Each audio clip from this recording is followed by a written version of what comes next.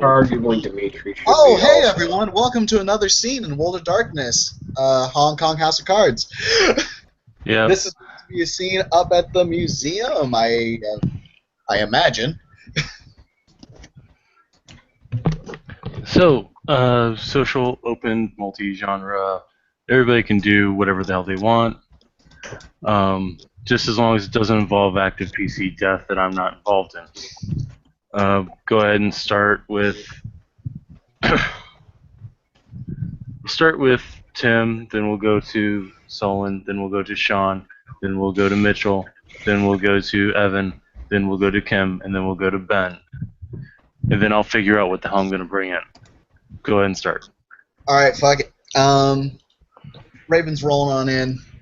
She put the surgical mask over, she put a surgical mask over her mouth to cover up her fangs. Which actually isn't completely sus as fuck because a lot of people do that in China. Hashtag win.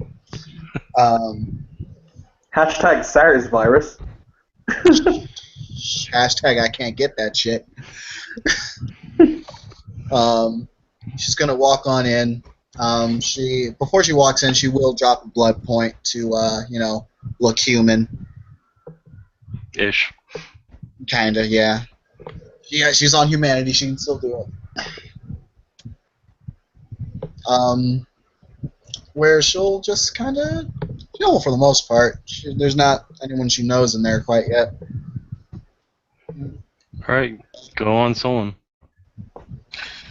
I guess Keenby will just wander his way in.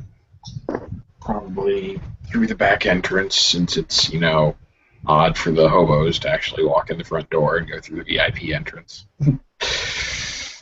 He'll just make his way upstairs and find himself a spot to sit. It's like, why is Mask torturing me? Why am I here again? Because reasons, and because he has to bury a body. Does Kimbai have Obfuscate active? Not once he enters the building. Or rather, once he enters the elevator. Okay. Once Kimbai exits, I'll say Raven's sitting on a cluster of chairs or whatever. She'll probably pat one of the chairs next to her if Kimbai is inclined. And fortunately for you, he did shower tonight. Nah, Raven doesn't really want to handle. Alright. Intro, Sean. I guess Mercer will come in via the back entrance. Come up in the elevator. When he steps out, he looks to have quite a bit on his mind. More or less doesn't seem to take notice of anyone else in the room and is kind of caught up in himself at the moment, thinking over something. Alright, go ahead, Mitchell. Lucian wanders in. Wanders is kind of a strong word. He seems to be walking with purpose, but slowly. Straightening out the jacket on his suit before glancing around a bit.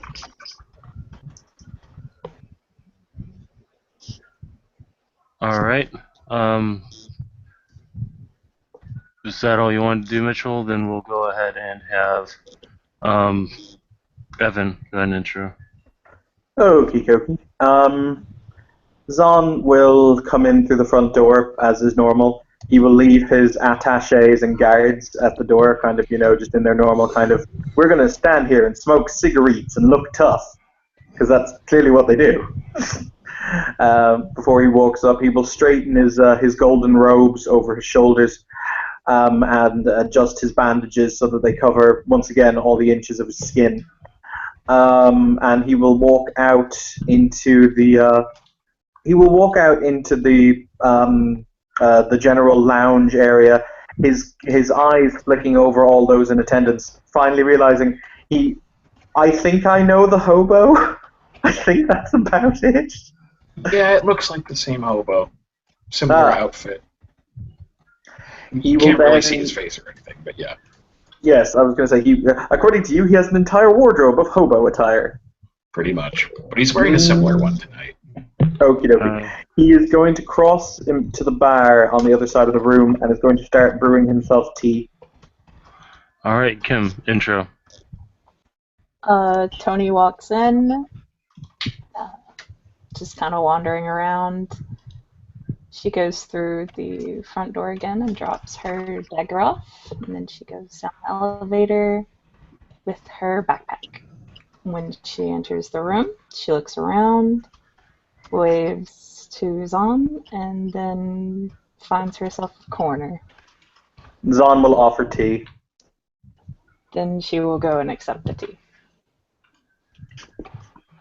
All right, go ahead, Ben. Alright, Marcus walks in off the street after having an enthusiastic walk through the streets of Hong Kong. Fortunately, he didn't run into any vampire priests, so I think we're good. He hands over his normal gladius to the check guys and walks into the elevator, then walks back out onto the area where everyone else is. All right, you guys can socialize while I figure out who's gonna come in. And that's when everyone went silent. All right. To kind of kick things off, Aldwin looks like there's some very particular on his mind. Yeah, he's more just kind of consumed in himself, just kind of thinking in a corner. On a couch, I don't know. In Raven's trademark London accent, she'll say, Aldwin, love, you look like there's something bothering you. Care to talk about it? Or, barring that, a distraction? It's a bit of a clan matter right now, so maybe a distraction would be nice. Then come home. Sit with us. Okay, he'll get up and sit over with the rest of the living dead.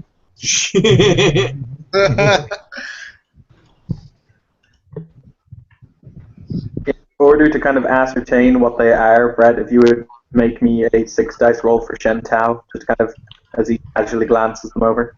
Sure. I will say that there is a person there that's obviously on path. Yes. I really need to update my thing for that, my overlay. But I am obviously not on humanity. 3 successes on your Shentao. So you can tell there are some dead mofos. Okie dokie.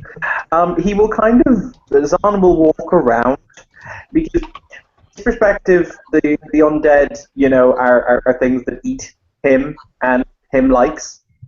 So he will walk around, he will put the cup of tea down in front of Tony, and will kind of, he will kind of sit next to her, making sure that in the event anything happened, he would be able to interpose himself, because he's doing the whole chivalry thing.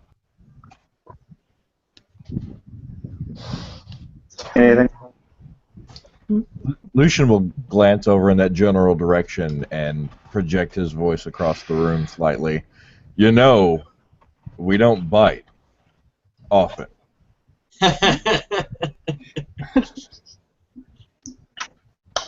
In Hong Kong, honored sir, the masters do not bite. No, no. They steal your soul from your very lips as you speak. Marcus has his notepad out and is writing shit down. Yep, Raven's gonna say, that sounds absolutely interesting. Would you care to tell me more? He kind of, Zahn kind of contemplates, and he says, "Ah, of course, you are not they, but you are. You are a different they."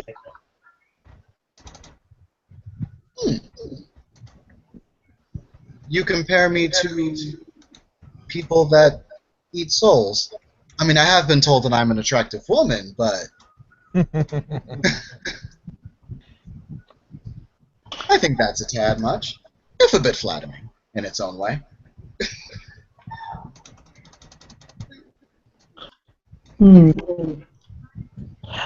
As I have said, Not that one.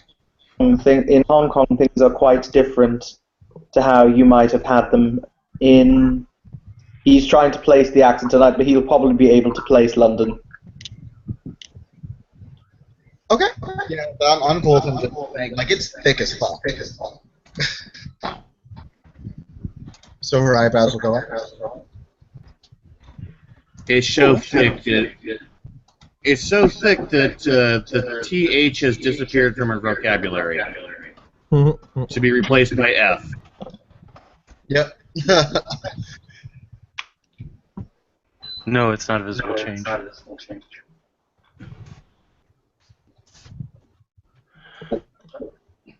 Your Raven's cell phone's gonna ring.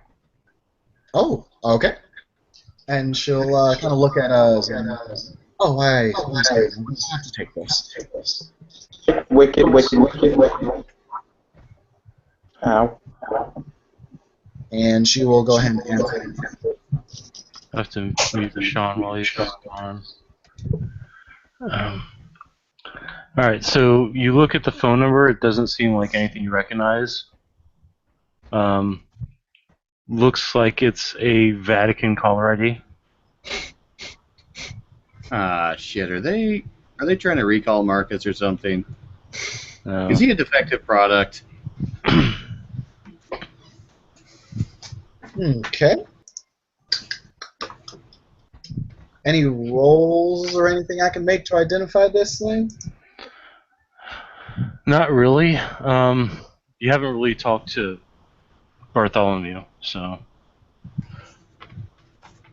Okay. I mean, not over the phone. Alright, so it's a number she doesn't know and she sees the symbol for the Vatican. No, it's an Italian caller ID. Oh, it's an Italian caller. Oh, okay.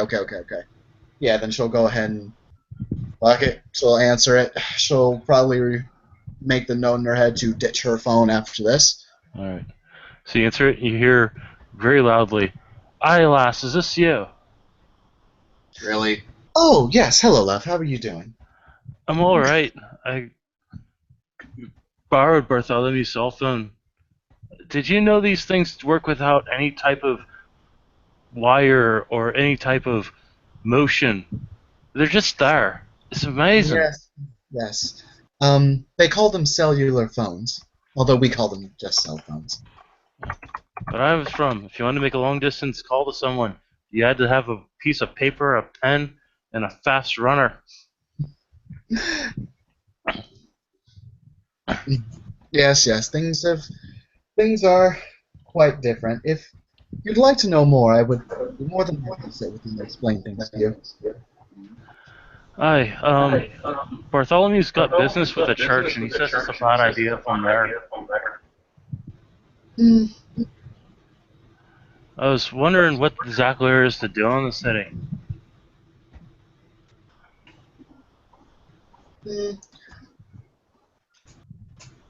If I could put you on hold for just a minute or so, I would be very much appreciative. I might as well. Don't understand what the fuck this thing's for anyway. Alright. Okay, Raven's going to turn to pretty much everyone else in the room, and she'll say, well, everyone, I seem to have a friend of mine that's going to be coming on down here. If everyone's okay with it. I don't see why More the not. merrier. Oh, what was it Marcus said?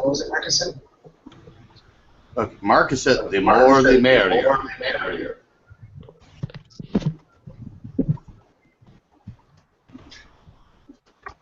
Okay. And then, as she kind of hits the fact that there is a consensus, like, yes, this is okay. Raven will pull Liam back off a hold and say, there is some place I think you can come on down and socialize a little. Oh, where exactly that be?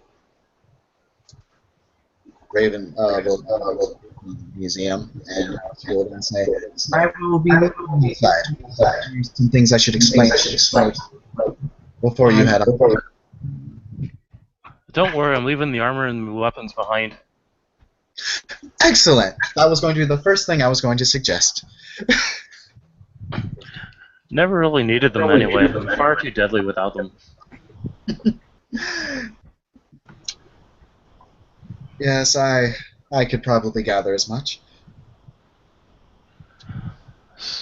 So, I'll be right down there faster, and you can say Aunt Mary's Betty Bear. You got it. Having it. Because Brett, out of character, making up rhymes. Mm-hmm. So it'll be 15 minutes before he gets there. Yep, and Raven will meet him outside. Okay. So And people do stuff. yeah. Yeah, Marcus finishes writing his notes. Okay, wow. Yeah, there is some major reverb. Like, See if I can. I think it's coming off of Sean. Your mic's really sensitive, or your speakers It's are really not loud. my mic. It's that I have these new speakers, and they are very loud and boisterous. So I can find my headset. Okay.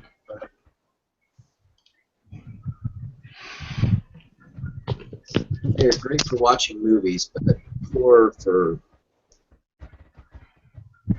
Suck for everything else. Although it did make you very appropriate in the last session. Mm-hmm. Anyways, Marcus puts his notepad and pen away and walks towards the bar. Bar is self-serve tonight. alright. Everyone can hear me? Yeah, I can hear you fine. Yep. We gotcha. Mm-hmm.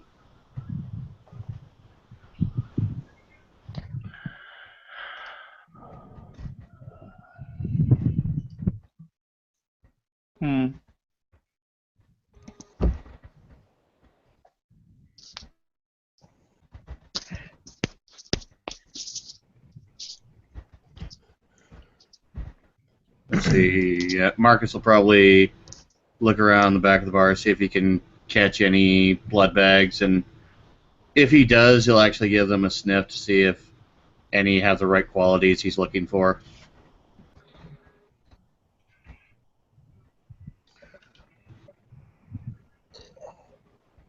Everyone's quiet this evening. It's eerily quiet in this city. In the East, sir, we have a saying, when one talks too much, one loses the quiet of tranquility. Some of us don't enjoy that. In the heart of civilization, we consider this the quiet before the storm. That I'll buy. Tony's just gonna chuckle at what Marcus said. And believe me, it always seems to be storming in this city, so either we're in the eye of the storm, or maybe for once we've actually earned some peace and quiet.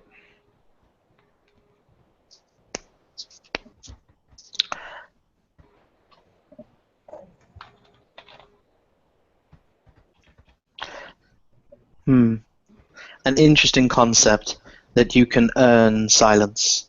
Oftentimes one would say that in death comes the ultimate silence. Thus, is it a reward for a life well lived? Tell me, when was the last time you were on the battlefield and enjoyed the silence in the aftermath? That would be when the Japanese stormed my home here, sir, and robbed it of its sovereignty. Ah, about the time I woke up. Then at least you know. Zahn will shrug. I am a man of faith. War and battle will come, and they will rage. But in the end, farmers long for peacetime to plant their rice and raise their families. That That was is what we true. pray for. That was true even in my day. The problem with peace, however, is that in peace there is no innovation.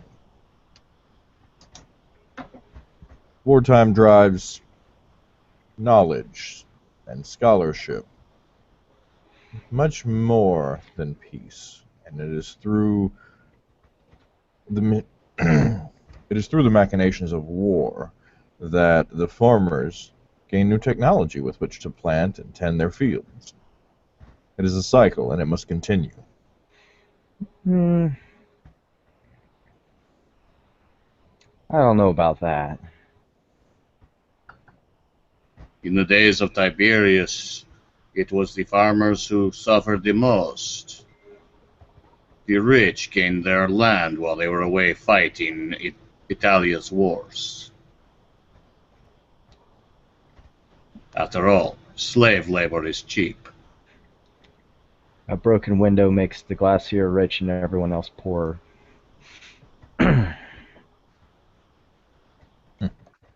The Tao teaches us that a man can only be a slave if he himself submits to be a slave. Of course. We always gave them a choice, slavery or death.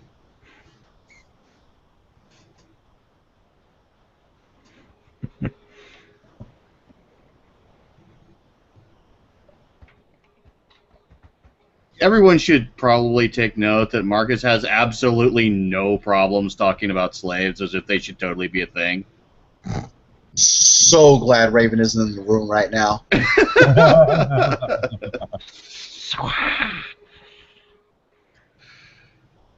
Although, truth be told, he would probably be incredibly puzzled by the way the North Americans handled slavery. Lucian will look around the table. Go ahead. Like, why the fuck would you do that to something that valuable? Slaves are expensive, damn it. Facepalm. Lucian will look around the table with the kindred and say in a not quiet whisper, "So does the fortune cookie have a name?"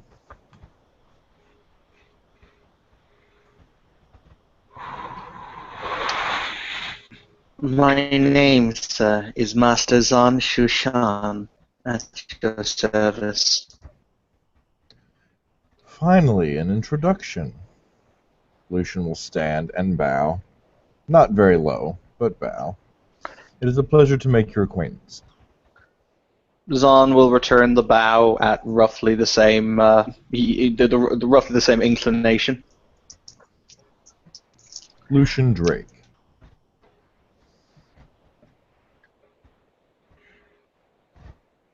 Oh, Raven's not in the room to introduce herself, and he knows her. I think he knows everyone else. No, he doesn't know Sean. He kind of looks at. He looks at. Is it Aldwin? Expectfully, as if there's an introduction forthcoming. Once again, I guess with the conversation veering, he kind of has that lost in thought moment, and then realizes that Zahn is expecting an introduction, and just kind of waves it off like, "Oh, sorry, Aldwin Mercer." And he'll give It is a a bit of a nod. pleasure to make your acquaintance, Mr. Mercer. And you, Mr. Drake. I say what I say to every newcomer to Hong Kong. All we ask is that you respect our traditions and our ways, though they may not be your ways. I'm sure you will find they very much are my ways. I am very pleased to hear it.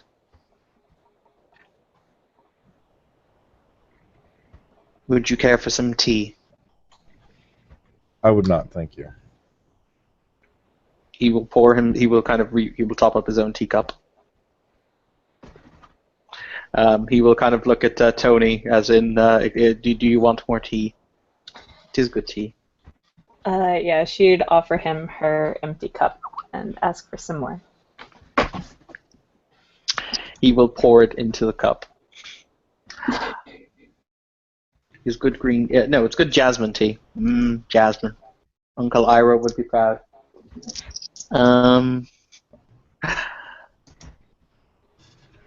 So many new faces. Sorry. It is a big city.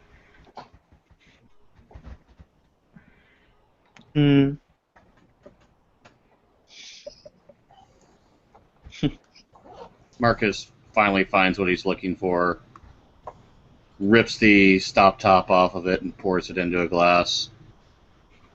Very thick red liquid. You can probably guess what he's doing. Mm.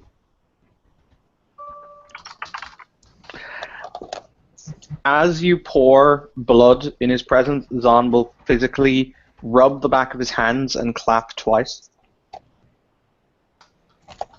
Marcus raises an eyebrow. It is to ward off evil spirits, honored sir. Ah, please continue then. It is a simple mudra and has already been completed. Thank you for your indulgence. Marcus inclines his head in respect. Because the Chinese believe blood is bad juju. Juju. Stay away from the voodoo.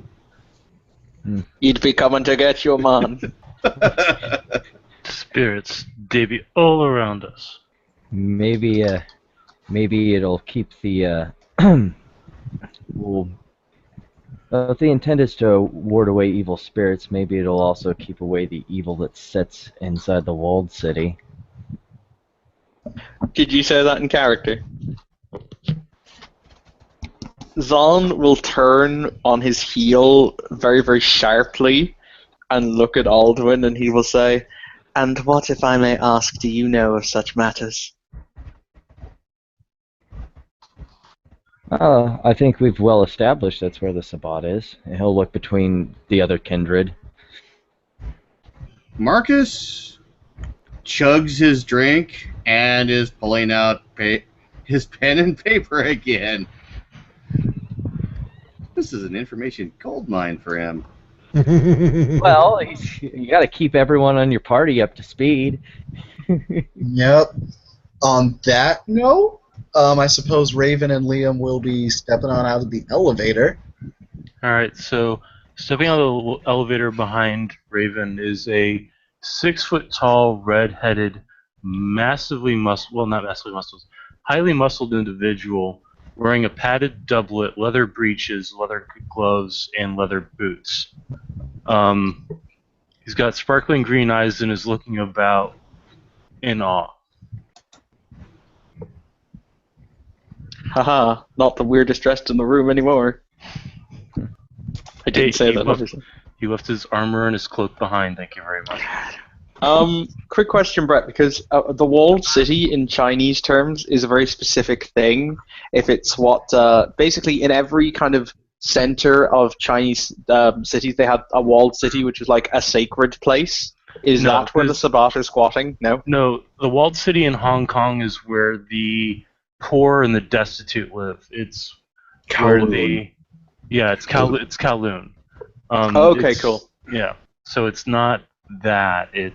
They're actually in Hong Kong. There's only one place that could be considered sacred to the Hessian, and it's part in the night market is part of it. But there's another part of it that hasn't been fully explored yet. I have to work on that. Yeah, no worries at all. Coolio.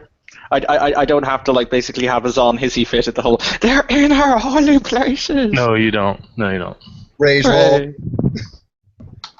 Yeah, I would have been like, sweet, watching him friends be like, maybe the Hessian will just solve our problems for us. Oh, yeah, you're an Elder Zamisi, that's nice. I drop a house on you, and another house, and a bigger house.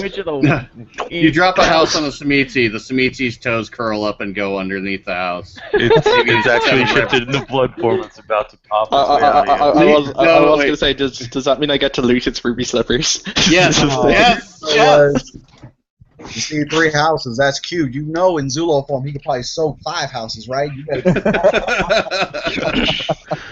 Alright, pull it back in. Marcus looks over towards the newcomer. It's been a long time since I've seen a Celt. Aye, it's been a long time since I've seen a Roman. Actually, it hasn't. We've met before. I doubt we've met personally, but it is good to see one of your tribe. Well, you were there when I woke up. Indeed we were. So he'll walk, and there's kind of a heavy set to his feet. Like, he's used to making a stronger impression than he is right now. Zahn will kind of putter up and offer tea. Because he is the new guest. He'll look at the tea. Weird. Then look over, just look around and say, "You don't exactly strike me as English." Oh shit, he's never met a Chinese man. Like, not face to face, this could get interesting real quick. Marcus. I am Okay, most assuredly not a member of the oppressors, sir. Aye, you got that problem with them too, do you? Raven was Indeed. about to make a joke, but then she remembered that she was also English, and that imperialism was a thing. was. Lucian will actually stand at this point and say, I promise, we're not all that bad. Aye, so far I've learned that there's a lot more that's happened in the cities and lands than I've ever been made aware of. Neil strokes his chin for a second and thought, "Tell me, how far removed are you from Neil of the 9 hostages?" Out of character. What? Neil of the 9 hostages is like the reason that the Irish and Scots have red hair a lot. He's really far back in there. He's about as old as Marcus would be. He's not that far back. He's 1100s. Actually, he was embraced in And 997. So. Also, he's one of the main reasons the Irish have Christianity. Yep. Continuing. I was actually sure when I was turned, the Pope was Innocent III. I see. Hey Brett, can you roll me 7 dice, please? Sure.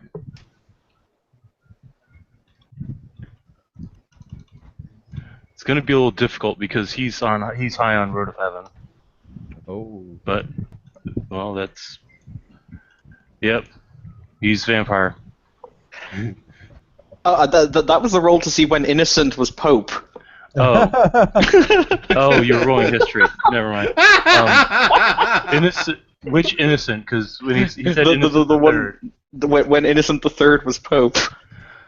Innocent III. Let me look that up real quick because I know when he made his declarations, but I don't remember when.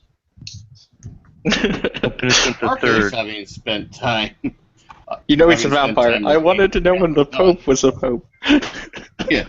Range from January 8th, 1198. All right, then it'd Until his actually death. be before that. Insert who correct was Pope here. Pope from 997 to.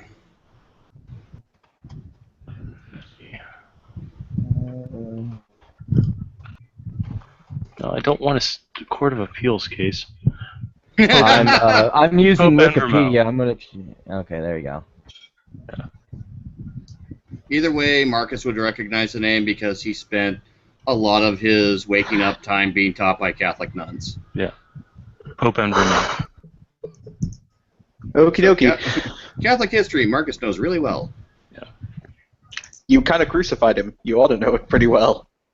Actually, he had nothing to do with that. Yeah. He wasn't even in Rome at the time. All right, so pull it back in.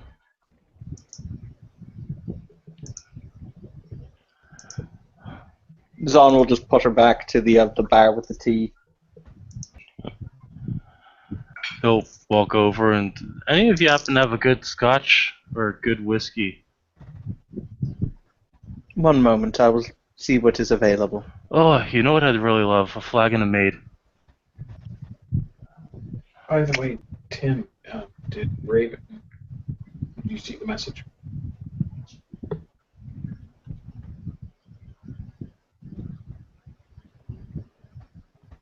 Hmm. Hmm.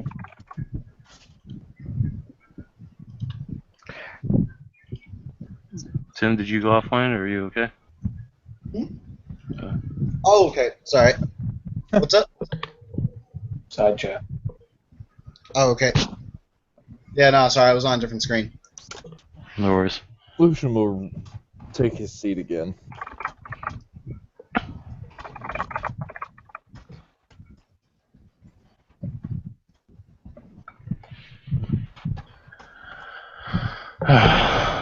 So he's gonna look around and say, "So, I understand you're not all vampires."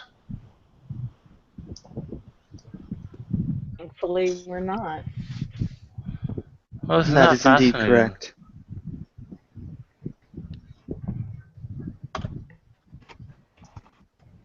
That's fascinating. You know, in the old days, a bunch of vampires couldn't sit around with a bunch of non-vampires and drink tea or whatever the hell you're drinking. It's tea. It is delicious tea. At Tony's omission, I'm going to go ahead and roll for Auspex 2. Alright. Oh, fuck you, Daishin. You go straight to hell. Right? Nope. In the old days, you often did not advertise just in case they decided to figure out some way of killing you creatively. Well, then again, I managed to catch the beginning of the Inquisition. Oh, that was a fun time. Of course, I wake up and... Sorry, go ahead, mate. I believe I missed the entirety of that. Hey, you're lucky. Can you imagine waking up and the first thing you find out is your entire knightly order has been destroyed by the people you were sworn to protect? Yes, it's called the Gargoyles TV show. Sorry. I was referring to the Order of the Knights Templar.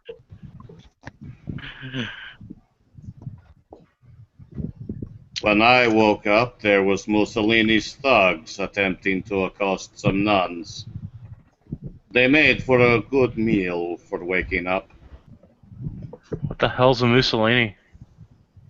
He was the leader of Italia in the 40s. A dictator. Which 40s? The 1940s. Is he still around? I could do for something to punch. He was deposed before the end of 1945. I do not believe he survived much longer after that. William's gonna look over Raven and said, "What year did you say we were in?" 2016. Oy. That's a long time.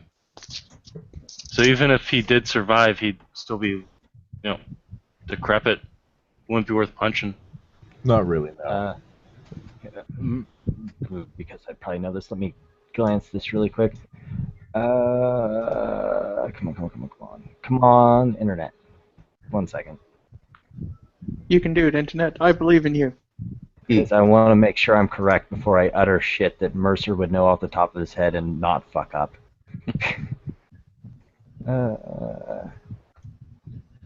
on. By the way, at this, Zon will pull a, how do I describe it? He will pull a bottle from under the bar, and he's going to fill a glass with wine. Brett, once again, I will require your dice rolling acumen.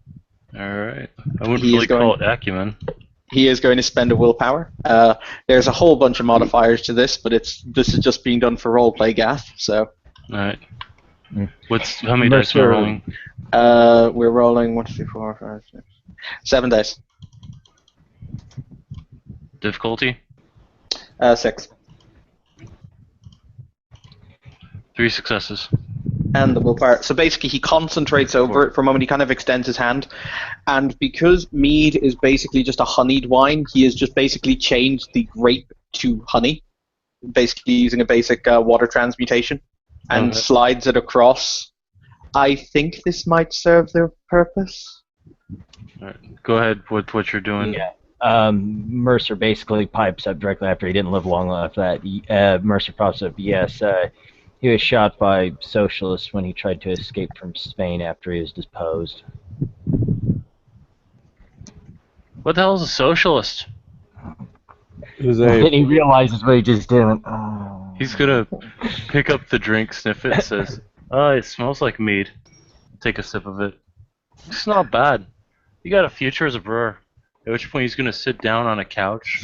By sit down, I mean he's going to step up onto the couch, sit down on the back of it, and hunch over, sipping his mead. I'm glad I'm not a douchebag, too much of a douchebag with this character, because the first thing I would want to do if I was like a neonate as an elder would be, okay, Google, what is a socialist? And just watch the phone just spat out the definition at him. No, luckily Raven with Politics 1, she may understand some basic things about socialism, so she may or may not dumb it the fuck down for somebody that doesn't understand modern politics and try to explain it.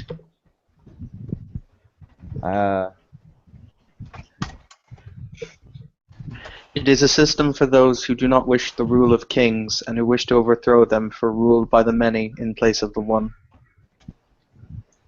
That sounds horribly inefficient. Well, it's also not the only system of governance that works in that fashion. The means of production is controlled by the government to be distributed among the people rather than by individuals. Yes, hilariously inefficient. He just looks at you all like you're talking another language. At least you did not try the Greek system. Mob rule? Democracy. Aye, now there's an effective system right there. It works for city-states, but that is about as far as I would take it. You can't expect a bunch of people to sit down and agree on shit. You can if you explain it in ways that make them want to agree. There's too much ego out there. You wouldn't believe what some of the egos I've had to deal with in my life. When was the last time you were in Roma? Shortly after I was knighted. Then at least you'll know about that sort of thing. I'm not saying theocracy wasn't a bad idea. Wasn't saying it was a good idea either. The imperial days were better. I preferred it when all I had to do was follow the words of a prince. And follow my own conscience and the commandments of the Lord.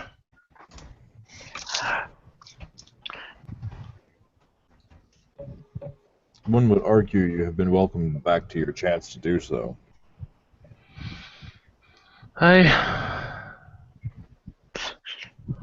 It's true. Hang on, I've just come to it. I've turned mead to wine, or wine to mead. I am in fact a real small god.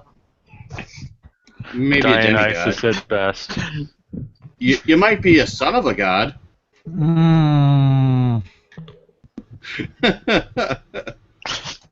Yes, we have to do this when Sean has his mouth full of crap.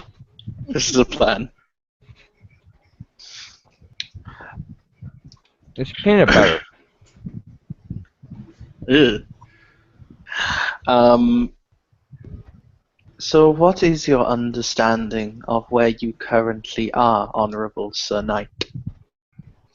I'm beyond the lands of the Jihad. Beyond the lands of the Lost Ones. I've gone farther than I did on any crusade. I'm in a place called Hong Kong, and I am in a place that is peopled by individuals I've never seen before, never fought before, never talked to before. Oh, and apparently one of my old best friends has turned fucking homicidal and is trying to kill people and convince me to do the same thing, while the other one of my best friends is the one that woke me back up in the first place. Keenby, by the way, is actually going to pop up a map on his phone and just like kind of zoom in and then show it to goddamn, I forget his name. Liam. Liam, that's right. And he'll show it to him and just like kind of point like to stuff that he ought to be more familiar with based on his accent, like Europe, and then just kind of like zooms out, points to where they are. There's a big arrow. How the hell did I get here? Also, what's that island in the south? A mutual problem of this city.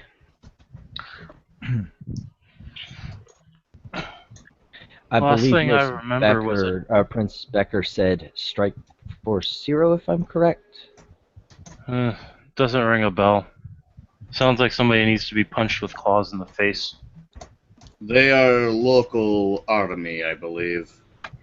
Elite troops. A government organization, also, if I recall. Let's see. I was warned about them when I docked. Don't suppose Nos lore would tell me anything about SFC. No. Not even a little. Nor, I'm guessing Kindred and Cam would. Nope. Nope. The only thing Kindred might get you is a mention of Project Twilight, but no more than that. Project Twilight, the project to make a horrible movie.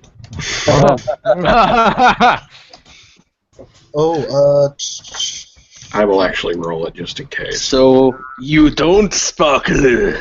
I have been lied to. Fuck you, I was trying to drink water. What difficulty, Brett? Difficulty 10. Oh, well, I actually succeeded with 2 successes. Wow.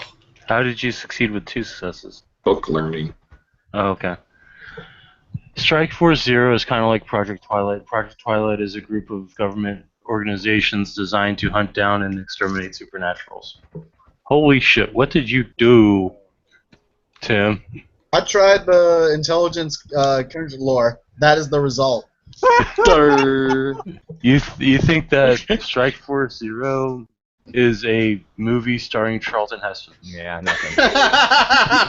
And she think that no, because Strike Force is also like a UFC thing. Can she just assume that it's much more than a UFC thing now?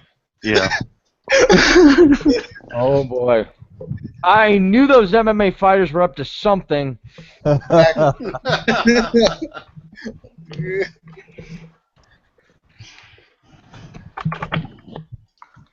Well, if they come near me, I'll put the claws in their face. Inside chat, Timothy. Okay, hold on. I have a response for that.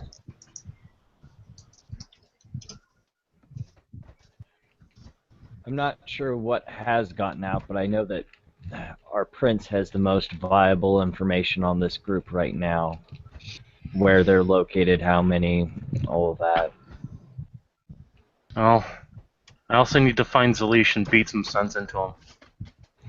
Oh, well, that won't be hard to find. I could help you with that. Would you like some assistance with this? Nah, this is the sort of thing that should be handled crack. Between brothers. As you wish. I would not want to get between brothers. And to think, him and Bartholomew are the only ones left of McCuttery. It could be worse. You could be the only survivor of your legion. At which point I'd never be woken up. Keenby's actually going to kind of look oddly at Marcus and just be like, because he vaguely remembers hearing him say something like that before. He's going to say, this is like first time he's spoken since anyone else has gotten here tonight. He's just like, how did they die? Liam's gonna look over at the Nosferatu and go, I thought you were mute. Then look back at Marcus. He raises a fair question.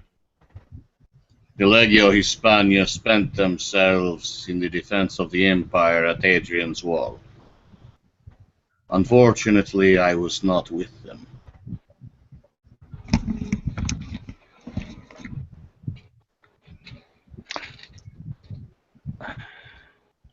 Zahn says in Chinese, "My country built a wall. It was better than yours." Unfortunately, Liam does not speak Chinese. Neither does Marcus. Kimbai Did does. international crumble and give way to international connections to other countries? Lucian will actually mutter in English, yes, but I think I'm more scared of the Scots than the Mongols. Oh! When you say that, Liam will pipe up, you should be. They're kind of a bastard race. Kimbai just kind of like, if Zahn was paying any attention whatsoever, Kimbai kind of shot like a glance towards him when he made the comment in Cantonese. He obviously understood it. Marcus looks at Liam. The Celts have been the greatest and most worthy foes of the Roman Empire. You are what stopped us. Well, you couldn't count on the picks now, could you? Marcus just grins.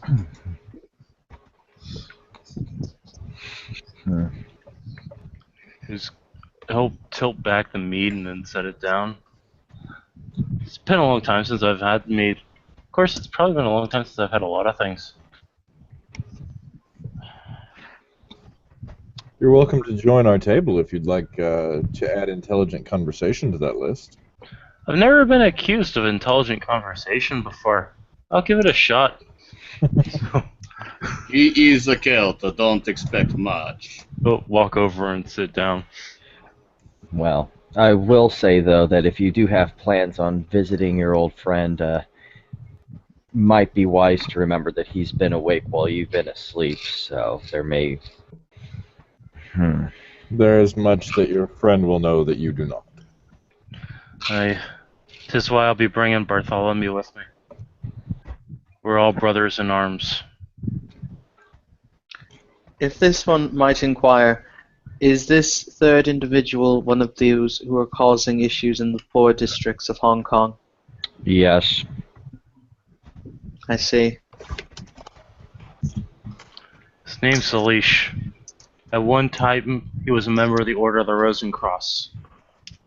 Noble born from Eastern Europe. Follower of the road of chivalry. Apparently, while I was asleep, he lost his way.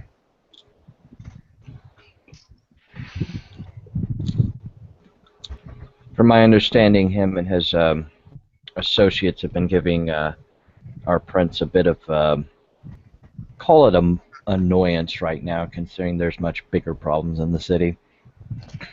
Bartholomew mentioned something about that. A group of will workers that use this fancy new technology to make things seem better, but aren't, and that see us as the ultimate threat. He's got more on that than I do, then. It's about as much as I know. And apparently Bartholomew's had to deal with them quite a bit over the centuries. They are a very persistent bunch, from what I understand. Lucian will interrupt slightly and backtrack the conversation. I'm sorry, did you say the road of chivalry? Hi. Hi, he was a knight. Well, as close to a knight as the Order of the Rosencross gets. Bound by codes of honor and proper conduct. Back in the days when noble firstborn sons could not be knights, they took up arms and weapons, and clad themselves in proper armor, and became knights of their own. Interesting. I follow a different path. The path of the Lord's hand. If this one might ask, what lords do you speak of? In nomine Patri, Filii, Spiritus Sancti. Ah, that one. Your Latin is quite good. He's gonna switch to fluent Latin. It should be, considering how well I've been taught. And switch back. Marcus smiles again, and in, of course, fluent ancient Latin. Good. I have been looking for good conversation since I got here. He'll turn back. Well, unless you find back to Latin. Unless you find battle tactics particularly interesting, we may not have much to talk about. Marcus just smiles again. As if his outfit wasn't a dead giveaway. Yeah. As for Sabat Lord to know about paths, I believe it's 2. All right, I'll fire that shit up. Alright. How much do I need to know about at least like the Gangrel specific path, or is that the same? That you can actually roll for in clan. Okay. So your Gangrel lore 1 would give you Gangrel specific paths. Though Feral Heart isn't really 1. It's kinda. Okay, yeah, I feel you. It's common among them, but it's not like their path. Yeah. Yeah. Harmony yeah, would be the more their path. Oh, Path of Harmony? Okay. Which Oh, is also a cool path. Yeah, that's all. Yeah. I almost kind of prefer it. So, enough about me. Tell me about y'all. What do y'all do in the city? I just got back, so I'm not certain. Well, aside from the personal research that I do for my own academic endeavors, I currently am the voice for Clan Tremere. He'll blink. Oh shit. Oh yeah. That's probably the second blink he's gotten in several weeks. I'm about to get my ass punched in. Actually, there's a name that I forgot that I need to know. Salubri? No. How much lore do I need to know that gargoyles were a thing? A lot. Okay. He's going to look at Aldwin, smile wide, and say, "So, how is Grigori?" I'm going to need a lore check for that, aren't I? Actually, you don't, because you were given that particular information from Carlson. Refresh my memory then, because he has eidetic memory. Grigori is the one that captured Liam and tried to turn him into a gargoyle. What do I know about him? He got staked and sent back to Vienna Chantry as a fuck up. Okay. So he asks that. Mercer will just kind of smile a bit and say, he got sent home to be to fix his past wrongs. Well, I hope my friends didn't break too much of your things when they came to rescue me. Oh.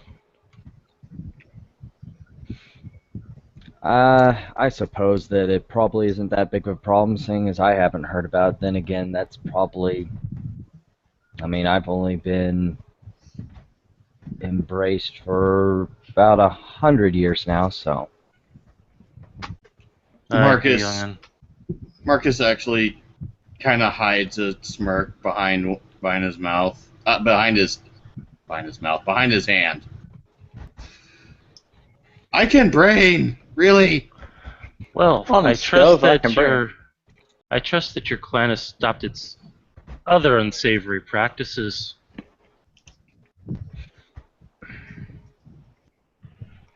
I have a feeling that some clarification would be needed, but it doesn't sound like the place for it. Aye. Best be not. Though it is good to see that a bloodline can change. I think anyone is capable of change given the right circumstances. Clearly your friend is in the wrong way, and clearly my clan is in the right way. Aye, so I've heard.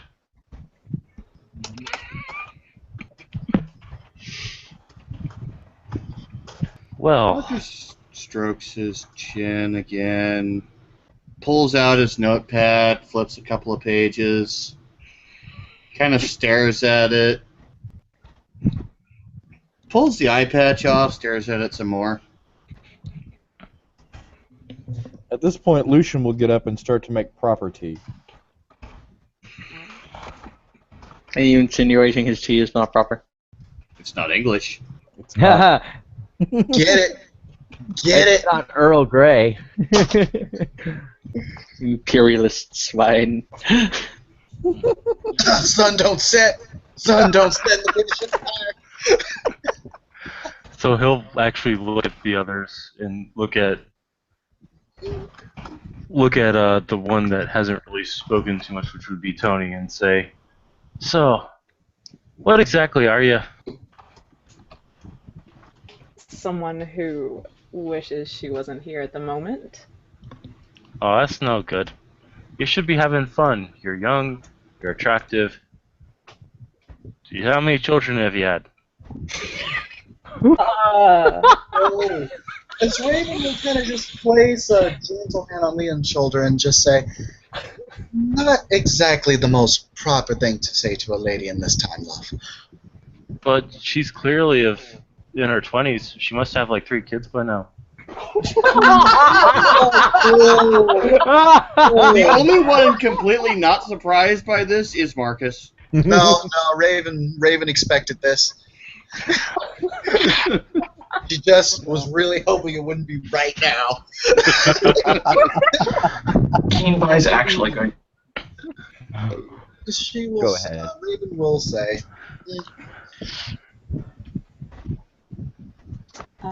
Women are.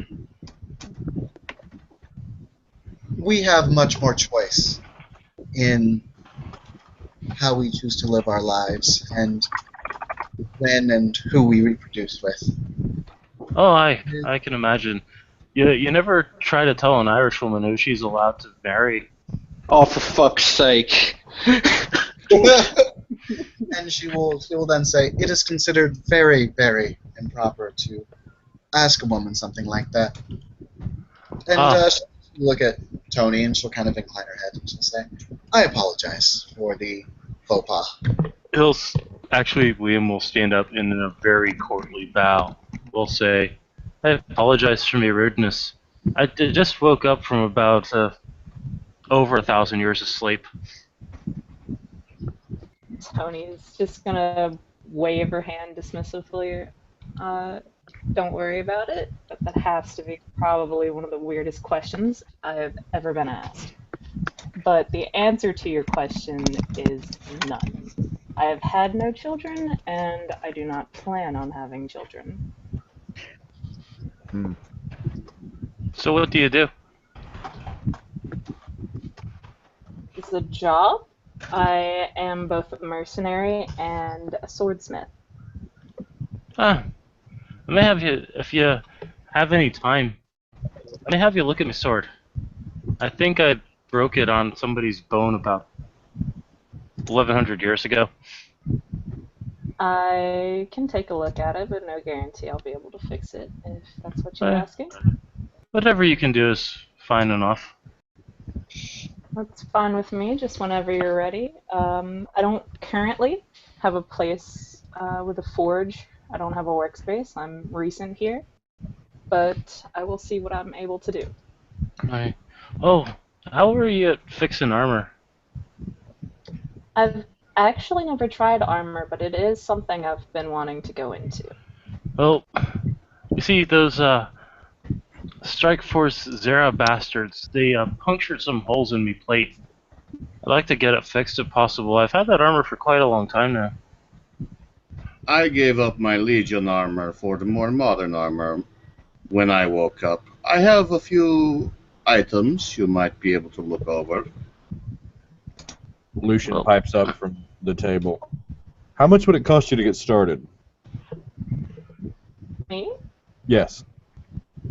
I'm not entirely sure. A forge isn't exactly cheap, neither is the materials that I'd need to start my practice here. The ingots and the other various materials. Oh, if only some of my mage NPCs were here. Because there's actually a mage NPC in the city that has a forge. Ah! No! Considering I live in a traditional Buddhist temple, they do all their own metalwork. I may have a small forge. What's the largest check I can feasibly and safely write her at Resources 4, since they've changed the system to be less static? Resources 4 is at this point. Isn't it like it used to be like multiple hundreds It's about of thousands? $10,000 Oh. for each month. Oh yeah. But they did away with that system. So yeah. Yeah. We Yeah. tend to use it because it makes things easier and less, well, you could... Okay, so I can drop her a decent bit of cash and not gimp myself for the rest of the month. Yes, like completely destroy myself. Okay, financially. All right. In that case, Lucian will pull out his checkbook, and he will write her a check for $4,000 US. It's not a lot, but it's a little bit.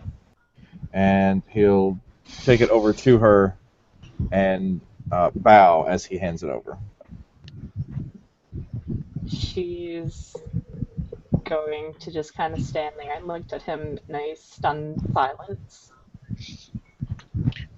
The Thanatos accepting money from a vampire. Her master is rolling. As the wheel gets derailed and then flies into a burning building. Talking cats living together. Complete pandemonium. That's a big ass Twinkie. Reel it in. Reel it in. Back there, too. If Zool ever shows up, I can say I am a god. Yes! Anyhow, you were saying?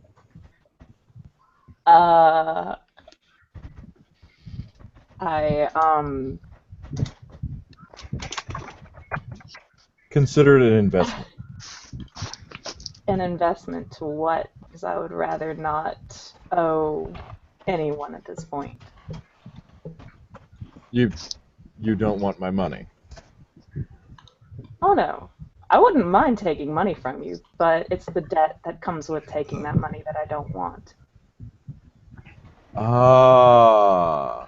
He'll fold the check up and put it back in his pocket and walk away. Bye.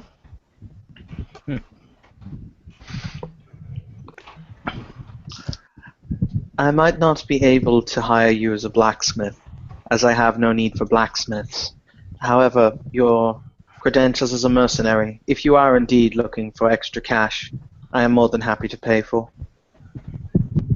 And what are you needing mercenarios for? To train my men. I could possibly do that, yes. What would your standard fee be?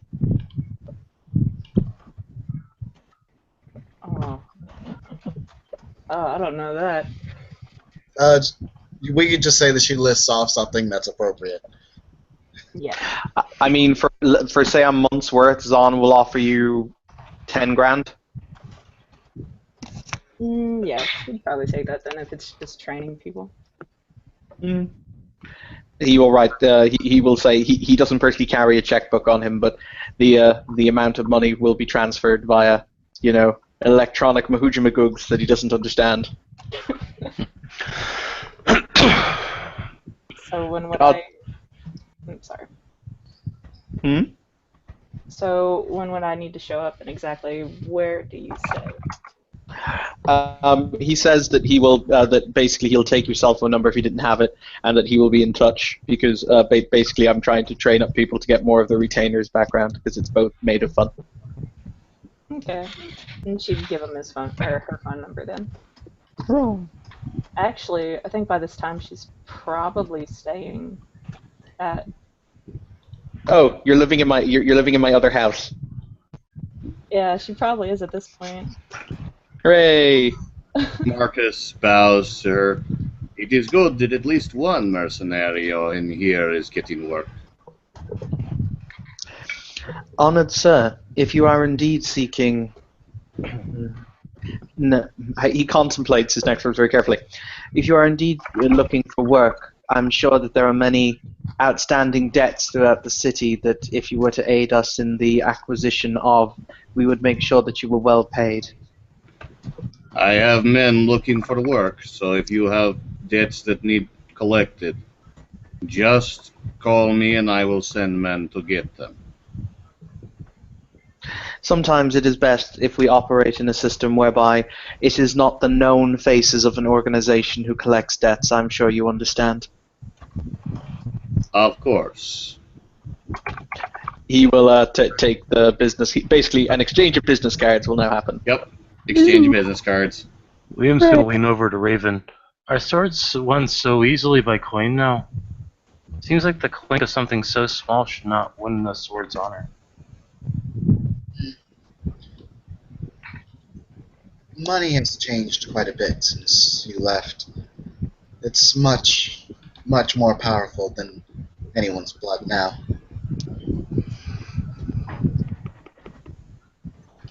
But is it more powerful than one's soul?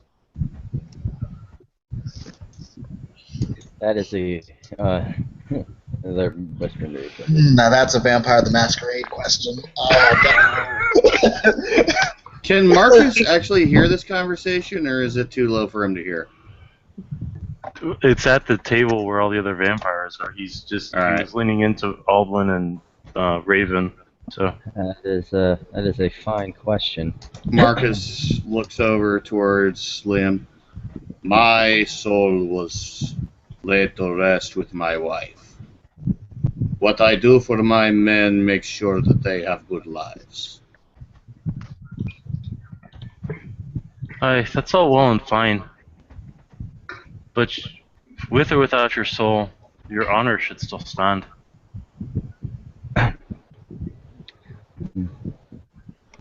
There are limits to the contracts I will take. Making sure that a debt is upheld does not seem to be a dishonorable tactic to me. You must understand, honored sir. I represent an organization that lends money to the poor, sees to the needs of the hungry, and dispenses justice to those who have been wronged when the police cannot do so. However, if any individual takes advantage of this trust in which we place them, then they must be held accountable as a debtor should, no? Can I roll, like, politics or anything else that might tell me, like, or academics or anything that might give me a clue that he's talking about the triad? I mean, I am semi-local. That would be Streetwise, definitely. Yeah. Really? I think I have Streetwise on this sheet. I do actually have that. What do I roll with? I don't have it yet. It's one of those things. I will point out, I don't think Zon has ever made it secret. I mean, he walks around with triad goons everywhere. Yeah, that's true. But what is the what's the stat that I roll? Streetwise. Intelligence, Streetwise. Intelligence. Okay, book learning probably isn't good for this. No. All right.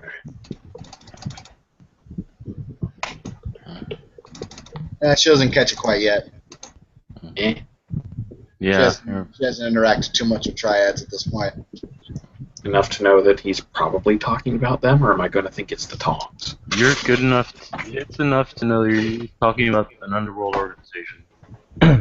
You can think he's from the Tongs if you'd like. Uh, You might get very, very miffed if you say it to him. Considering the blood feud that was going on between the Tong and the Triad for, decades. Mm-hmm.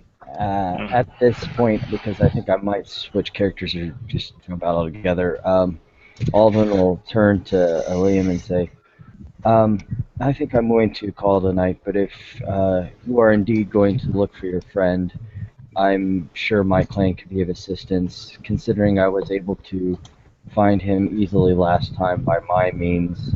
I doubt very much that he's very knowledgeable of how my clan operates. Oh, well, I'll walk you out. We can talk about it. Because I'm going to be switching NPCs. I would, however, ask, honoured sir, that in the event you do come to blows in the poorer districts of the city, please be mindful of those who are all around you, their homes, etc. If it is at all possible. Speaking of which, sorry, go ahead. I had never so much as injured another animal, let alone another human, while in the course of me combats. Besides, I'll have me pack ready before this happens. He will give him a very gracious bow. He'll return in a very knightly bow. As Liam leaves Ravenloft. You staying in the same place? Hi. You You'll got know it. where to find me, I'm sure. Yes, I will. And he'll head out. Yep. She was just asking so that way she knows to, keep the accommodations, if you know what I mean. What to do, what to do. Come in as Dartmouth. No. If Aldwin gets up and walks out, Lucian will offer to walk him at least to the elevator. That'll be fine, yeah. By the way, Liam is walking with him. So. Okay. There's just a lot of non-kindred here to leave the Tremere unprotected. Yeah,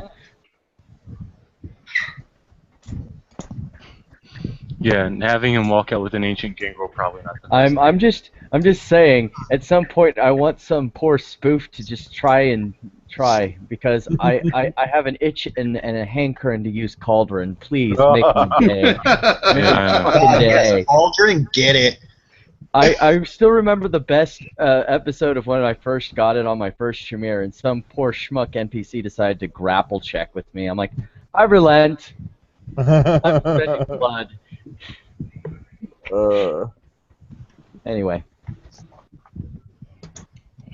So Marcus looks back at his paper now that business is concluded, and he has this confused look on his face as he looks up and around again. By the way, like he's expecting something to be there and it isn't. The Tremere's out of the room now, right? As is the Celt. Yeah. Yeah. Keenbai's actually gonna kind of walk closer to Marcus and just be starts typing on his phone and showing him messages because he still doesn't like talking. Marcus will look. Something got you spooked?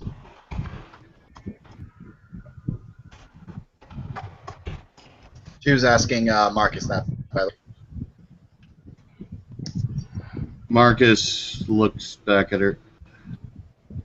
I am expecting to see people here, but maybe they have just not made it this far east.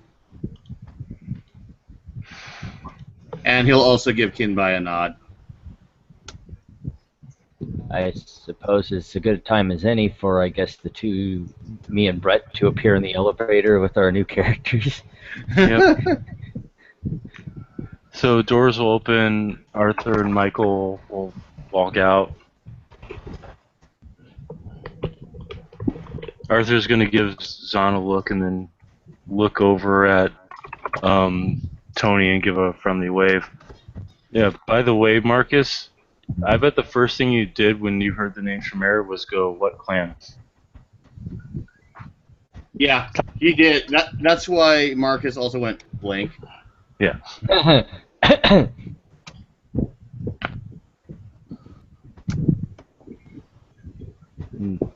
Michael will look around at the room.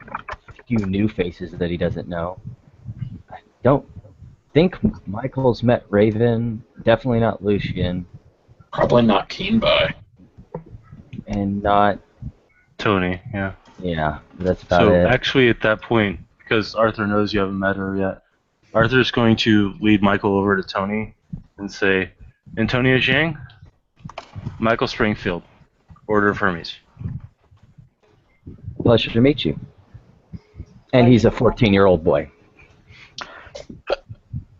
Yep. It must be Hong Kong. Pleasure to meet you. Can I take a moment to activate heightened senses as the new guy passes? Sure. See if it has a heartbeat. Oh. Yeah. Yeah. Saul. Duh. Okay. Yeah. Just wanted to make sure. No problem. Just wanted to make sure. God. Arthur's going to walk behind the bar and grab a root beer. Do you want anything, Michael? Yeah, the usual. He'll actually sniff around, look at Lucian and say, did you make Earl Grey tea? I did. Would you like some? No, but Michael will. Oh, okay.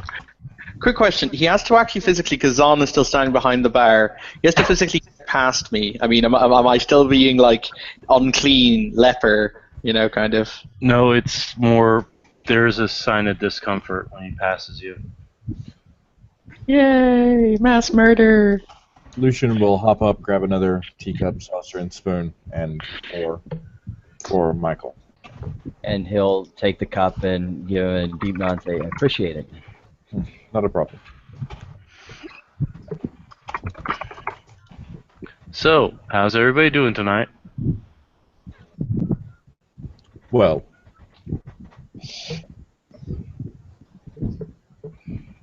I'm doing quite well. And yourself? Oh, peachy with a side of keen. Thanks for asking. Tired, but not too horrible, I suppose. Keenby is actually going to point at the notice that's unfortunately still sitting on the notice board because someone never took it off. Which notice is it? The one that's like, oh hey everyone, we've got this problem and it's in the ocean. Who wants to come handle it? Oh yeah. Arthur's gonna walk over to the notice board, take the notice. It's like board, at the water it same time, and then he sees Arthur's doing it. It's like, no, that's yeah. Actually, at this point, Zahn should probably take down the one he wrote about the Marauder. That Yeah. should probably be taken down and crumbled up. Marcus's eyes suddenly go wide as he apparently has a realization about something. Was the graveyard unguarded? What graveyard? The graveyard where the spirits were. In that problem a few weeks back, Because there were no guards. because they don't guard graveyards. Why would the Cappadocians not guard the graveyards?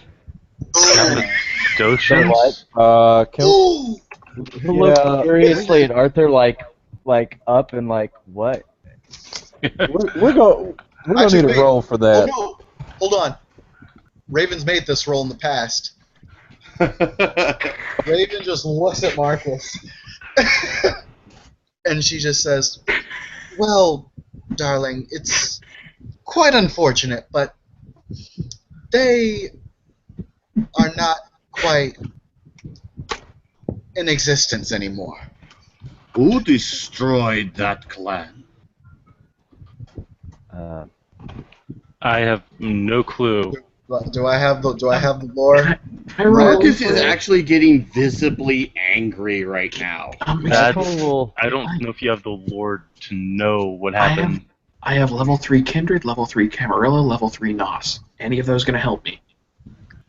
I mean, I Level rolled 3 Kindred on a I high don't- difficulty. What diff? 9. Yeah, I rolled to just know what a Cappadocian was. I don't think she knows the Giovanni are a thing now. I assume, but Kappa, Deuce. Yeah. I actually got Michael pretty successes. into Arthur and be like, this got very heated all of a sudden. Yeah, I don't know what we walked into, but this is weird. So, with your Kindred lore roll, you spent a success plus your book learning. At one point, there was a clan called Cappadocians. Now it's only they went away, and then there was a clan called the Giovanni. Both clans specialized in death. Is anyone else answering this in character right now? Arthur just looks Lucian is- really confused. Well, I mean- Suspiciously quiet.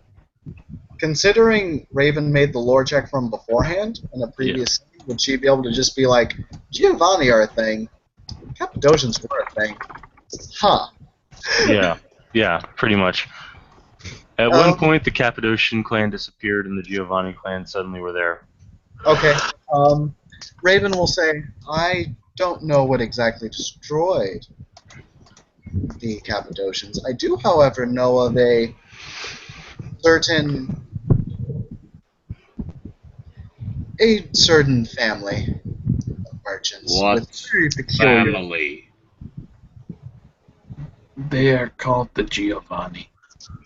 Oh, I know the Giovanni. Pack of Venusian pirates? How would they have ever gotten clan status? Well, now they're... From what I understand, they're a family of vampires that works with the dead. I was going to say, a bit of a weird question, Brett. With all of my underworld influence and whatever else, are the Giovanni actually a presence in the city in terms of their network that they are basically like a cancer, or any of their vassals? No, there's people keeping them out. Okie dokie. Marcus's eyes are visibly starting to glow red. Arthur's going to walk over and say, hold on, buddy. It's okay. There's no Giovanni in the city. I think I've got it, Arthur. And then she'll look at Marcus, and then she'll just say, would you like to take a walk and yell it out? If I ever find a Giovanni, I will get my answers from them, no matter how many I have to torture. At this point, Michael, has already dealt with yesterday. He'll just take a half step behind Arthur and be like, I don't want any of this. Yeah, I didn't me either. come here for this. After what happened yesterday, I'm done with that. Yep, Raven will just kind of nod and she'll say, I understand. I don't know what brought these feelings on, but they seem like they are valid. If you would like to get some of these feelings off your chest, I would definitely not mind talking about it. I will just say, though, it's really funny that you bring this up after Liam leaves. He's probably the only other person that had allies among Clan Cappadocian in the city right now. Yeah, Marcus had mad respect for the Cappadocians. They guarded the graveyards and protected the dead. His acknowledgement was given to him by a Cappadocian prince. So, yeah. Oh, yeah, that's what triggered the role to be like, hey, the Cappadocians were a clan of death. #war. Yeah, Marcus and Liam are going to have long talks. Yeah. Arthur's just going to sit down with his root beer and take a sip and say, I just don't know.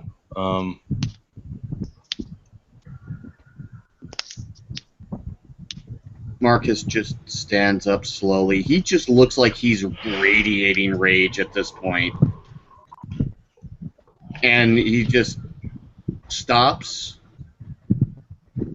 has this mask fall over his face where he's just completely neutral expression. I must take a walk. An enthusiastic one?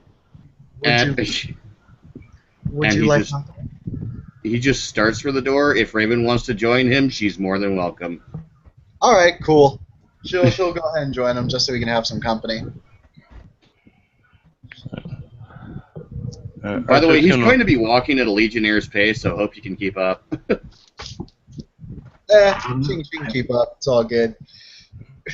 If it was Vasquez, I would say she'd go Lupus form and keep up. Well, I mean, if it was Vasquez, bitch has like Dex 4. She could just kind of, she could fucking parkour and keep up with his ass. It's fine. Yeah. Arthur's gonna look at Tony. Are you settling in okay? Yeah. The amount of vampires in this town is disturbing, but I'm okay. It's kind of a thing in any major city. They're all over the place. But they're here to help us with the technocracy, so you can't fault them for that. I suppose not. And their speaker, Becker's actually kind of a decent person. You say so. Well, just ask Michael. Michael works with her. I more of in passing. I've only met her a couple of times. She seems composed. I suppose that's decent, then. We're not breaking into our havens and drinking our blood in our sleep, so that's always a positive. True. Very true.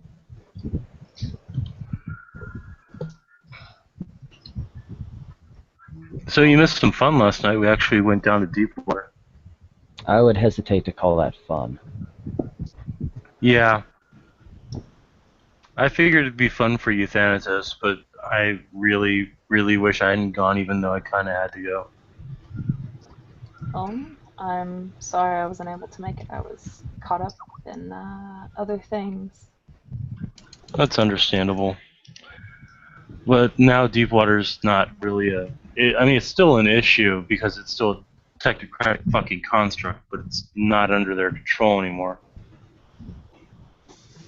Oh, that's good to hear then. If you need any help with something like that, just let me know, and if I'm able to, I will gladly help. By the way, Brett, just a question. Yeah. Am I misremembering that at some point in the past there were a bunch of Nosferatu that went missing? Or am I completely hallucinating? No, none of the Nos have gone missing. There's including you, there's about 5 in the city. The one thing you do know is that nobody goes below level 8. No. I was trying to think like if there were any missing vampires recently. I thought there were. Okay. No. Never mind. So he'll look over to her and say, "So, is there anything you need help getting started? Anything you need help with while you're in the city?" Me? Yeah, as the speaker of the House of Pentacles, as well as the voted leader of the mages in the city, I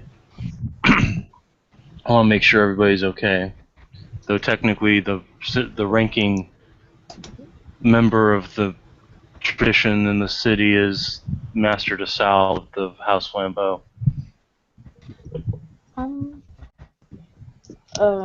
Well, so far I'm doing good. I found a job, and but if you do happen to know if there's any forge in the city that would allow me to work there or craft weapons, I would be immensely grateful. You may need to talk to Master DeSalle because he's a weaponsmith. Really? Yeah, but he doesn't make weapons like swords. He may. I've seen the stuff that Jason totes around that DeSalle made for him, and they put holes in things that don't normally get holes. Sounds wonderful. I'll have to speak to him. He'll pass her a number and a name. It says Atrian DeSalle, and it's got a phone number on it. She's gonna slip it into her backpack. He'll look over at Zahn and say, "So have you killed any more people today?" Zahn will be very... Question, what is the bar made from? The bar? Mm-hmm. It's stone. He's going to walk through the bar. As in, he will take a step through the physical structure. That gets an eyebrow raise. I would watch what you say, lightning person. I'm sorry, I didn't kill 20 innocent people the other day. Wait, what? At this, Keenbai's actually going to get up and kind of like move, kind of like to the same vicinity as Zahn, because of all the people in the city, Zahn's one of the only people he's actually worked with at this point. And he's just going to be like, he's not like defending him because it doesn't look like a fight's going to break out, but he's just kind of like standing there, kind of like a presence. Lucian is now clearly interested in this conversation. The fact of the matter is, Shen, that our dragon's nests were being attacked by your marauder. I was given my orders. I dealt with the situation. There were other ways to handle the situation. If you had brought us the marauder, we could have destroyed his avatar and cleansed the 20 innocent people he infected. And how long did you have this matter on your desk and failed? We dealt with it in a day while you bumbled for weeks. And 20 innocent people, men, women, and children, died for it. And how many more were saved because of quick and decisive action? Do you know what would happen to the power nexus of this city if he was able to corrupt the dragon's nests as he was attempting to do with his foul, decayed essence? He failed to the multiple times that we interfered. Yeah. Sorry, what did you say, Sean? We picked And he up. failed the multiple times that we interfered. Yeah. We succeeded. He is gone. I don't know that I would call that a success. Keenby is actually going to look at Zahn, and he looks very puzzled. And he's going to like speak quietly, as long as people aren't actually talking over him. At that point, he'll just be like, "What people? They were cats." I thought so too. Apparently that was not the case. He's just going to stop, and he's keep going, everyone. He's thinking this through. This will take him a few. The fact of the matter is that we dealt with the situation. I was not told of anything to do with these entities being linked to him, and it was a situation of we could have lost the entire power nexus grid of this city. My Mandarin gave me orders. I Mandarin followed that them. I once saved from madness. Yes. A power nexus I once cleansed for your people. A power nexus I was cleansing by interfering with him dropping his decayed essence around into node points. He had ceased dropping his decayed essence into node points. No. Now he was having it spread out through the dragon lines to all of those interconnecting them. If you had knocked him out and brought him to me, we could have destroyed his avatar and saved 20 innocent lives. This entire conflict took place in the spirit realm before one of your own goddesses, he can't pronounce the name Hecate, so he kind of butchers the pronunciation. She was the one who told us what we must do. We did it, and we were thanked by your own goddess. Hecate is a goddess of death. You gave her 20 souls. Lucian will lean in really, really close to Zahn at this point, and in a very calm, quiet, rational tone, say, Brett? Let Mitchell finish, please. Okay, go ahead. And we'll say in Chinese, if this happens again, if you overextend your powers to destroy innocents, I promise I will come for you. Zahn turns on him like a... Chinese, is that Mandarin or is that... I have both on my sheet, so whichever one he was speaking earlier. Cantonese. Okay, so it's been in Cantonese because I didn't know what he was speaking earlier. Zahn will turn to him and say, we used our powers and our alchemy to grant this marauder clarity and sanity in his last moments.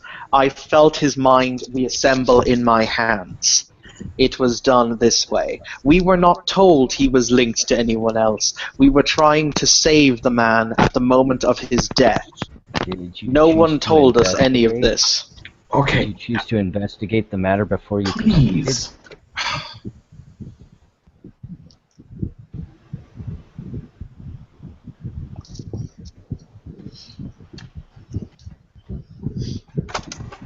Were you going to say something else, Sullivan? Sorry.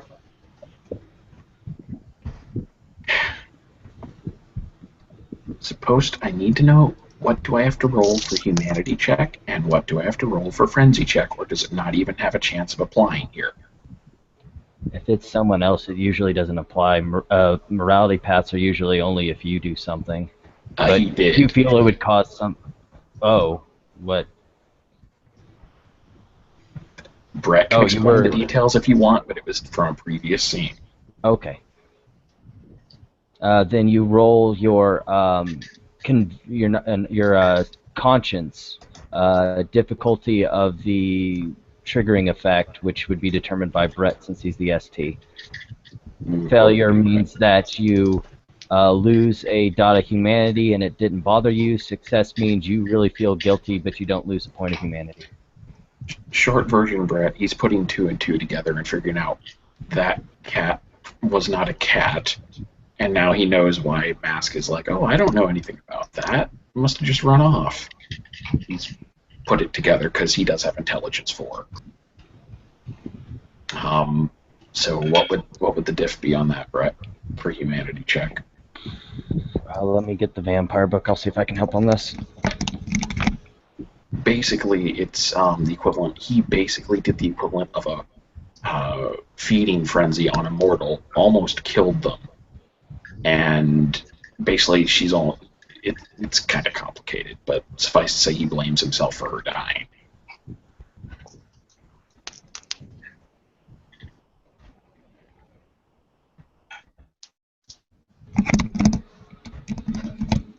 What hierarchy of sin do you want to call this, Brett?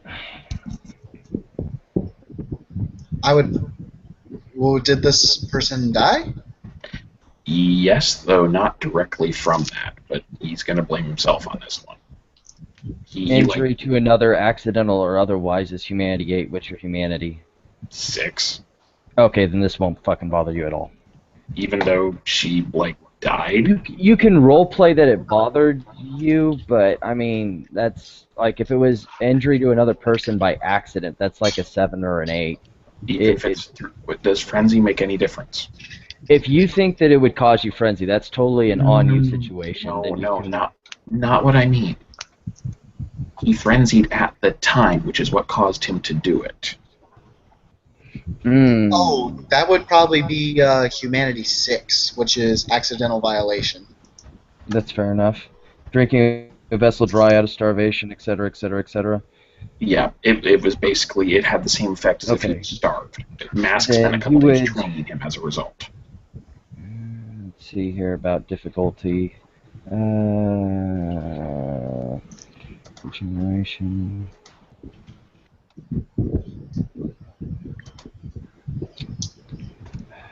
Man, this is really vague as shit.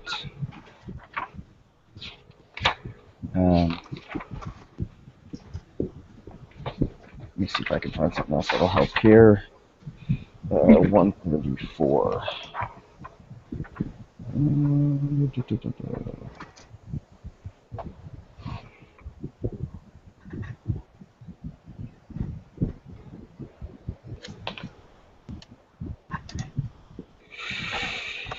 That wasn't helpful in the slightest.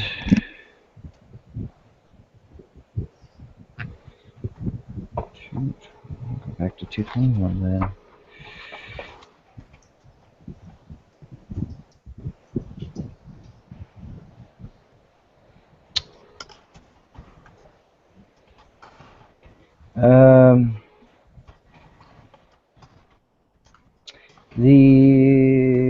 The base difficulty is 8, but the ST can modify it based on the circumstances of the event that took place. And then you would roll your conscience. Okay, so conscience. So is there any modifier there you'd add, Brett? Brett hasn't said anything in quite a while. Yeah. He's there. He is there. Is his microphone off? Oh, fuck me. I've been trying to speak this whole time. Sorry. You did.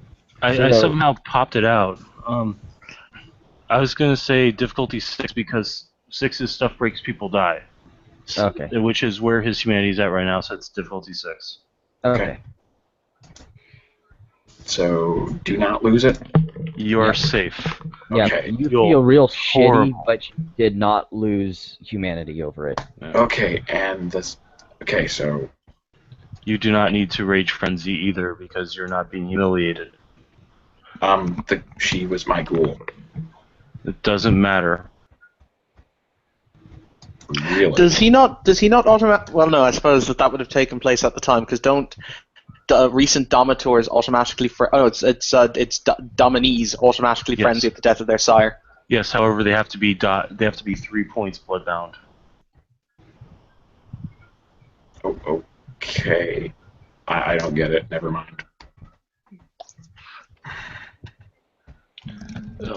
Self-control is hunger, it is humiliation, and it is sources of rage. So if you feel angry at all this... It's mostly... The logic I was going with for the frenzy portion was something entirely different from the humanity portion. The frenzy portion was supposed to be, okay, wait a minute, that wasn't just a cat, that was a person. And that was my ghoul. And she's now dead.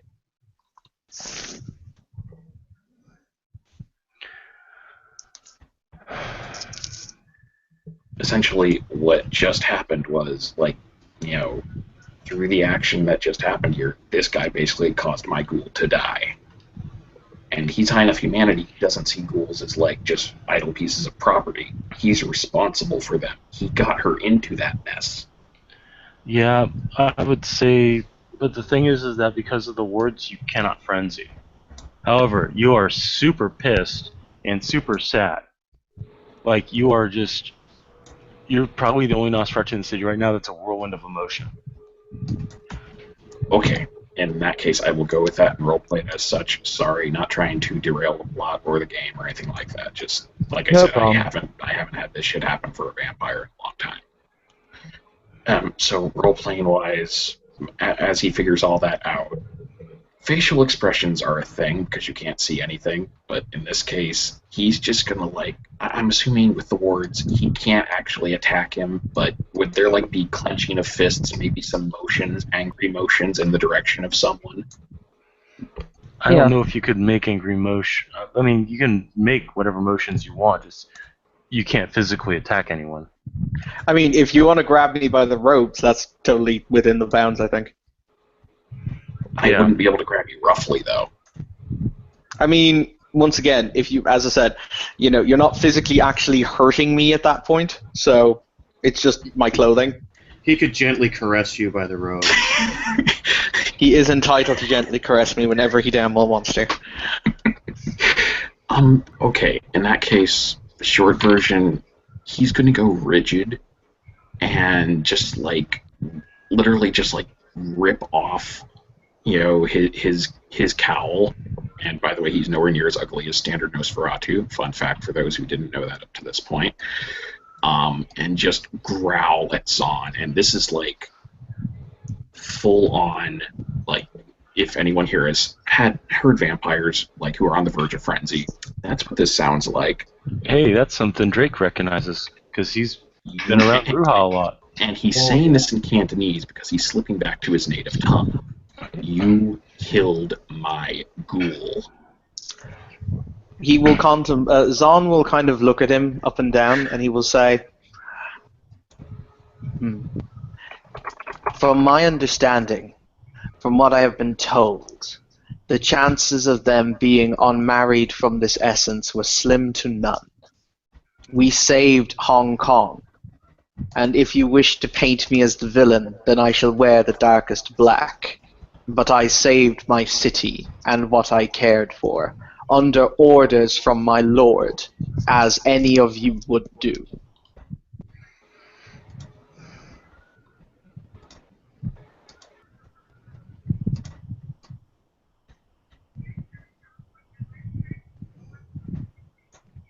Lucian will speak up in English.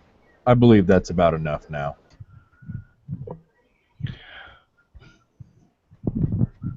Arthur doesn't know what either of them said since they were speaking in Cantonese, but he looks at Lucian and says, I'm guessing he has issue too, right? There is a disagreement between them, yes.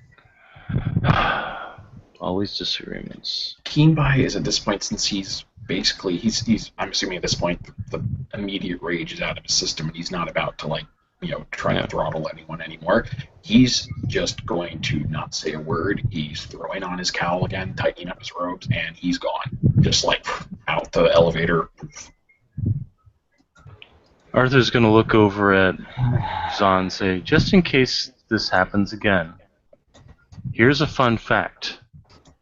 When we destroy an avatar, we destroy all pieces of the avatar. He just dropped for a second, I think. Yeah, I recognized it. Okay. I love my internet and its dramatic timing. Yeah. How much of that did you get? I literally cut out right after my kind of, and if you want to paint me with the darkest black, then, you know, Okay. I will wear that. Alright, so Keenbai fled, like, pissed off. Yeah, he just put his cowl back on and left. Yeah.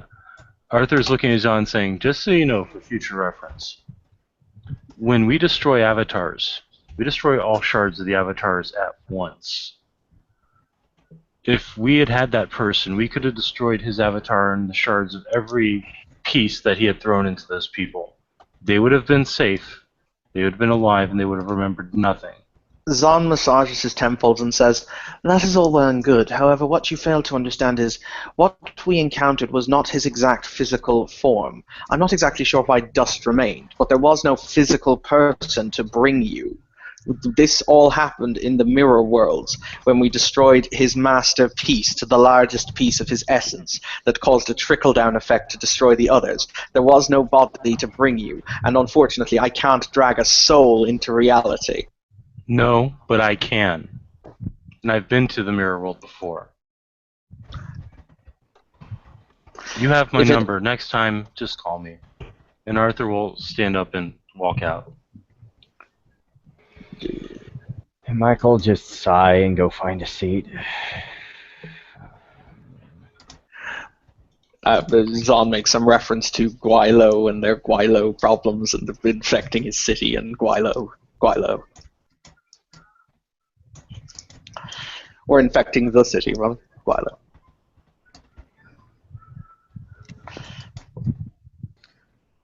He will turn back to his tea.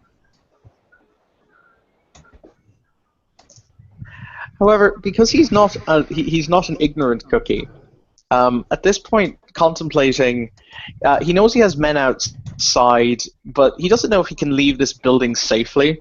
So Zahn is going to kind of sit himself in a meditative position. He's going to just face... I can't remember which the elemental direction of water is, but it's one of them. He's going to take... I don't have a Roll D4, pick a direction. Pick a direction. He's going to take off his yellow silk overrobe, underneath which you'll find him. He's basically wearing kind of black martial arts gear, you know, kind of loose-fitting and comfortable. And he's just going to sit there and meditate for a little while. I will make a roll prior to my leaving to basically give him, you know, one hell of a stamina boost, but I'm not going to do it now.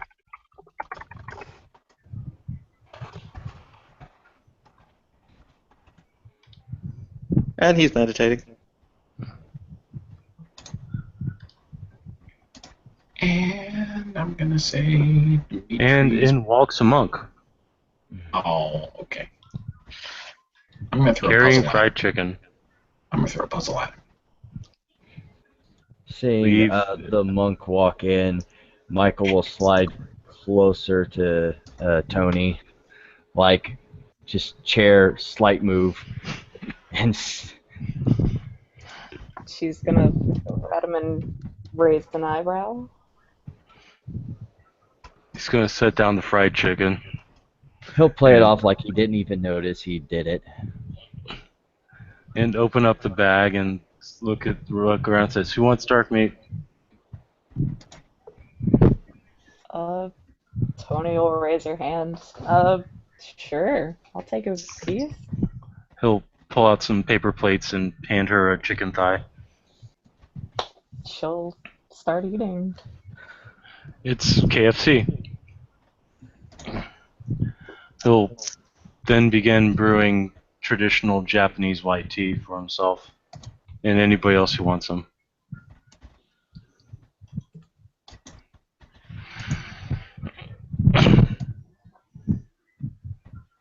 Well, this place is lively.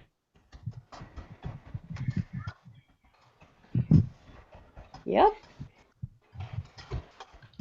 I don't think your character has met Juge, has he? I don't think she has, no. Right. The monk will reach out a hand to her. "I'm Juge Lingpo. You must be new here, and obviously not a mundane since you're up here."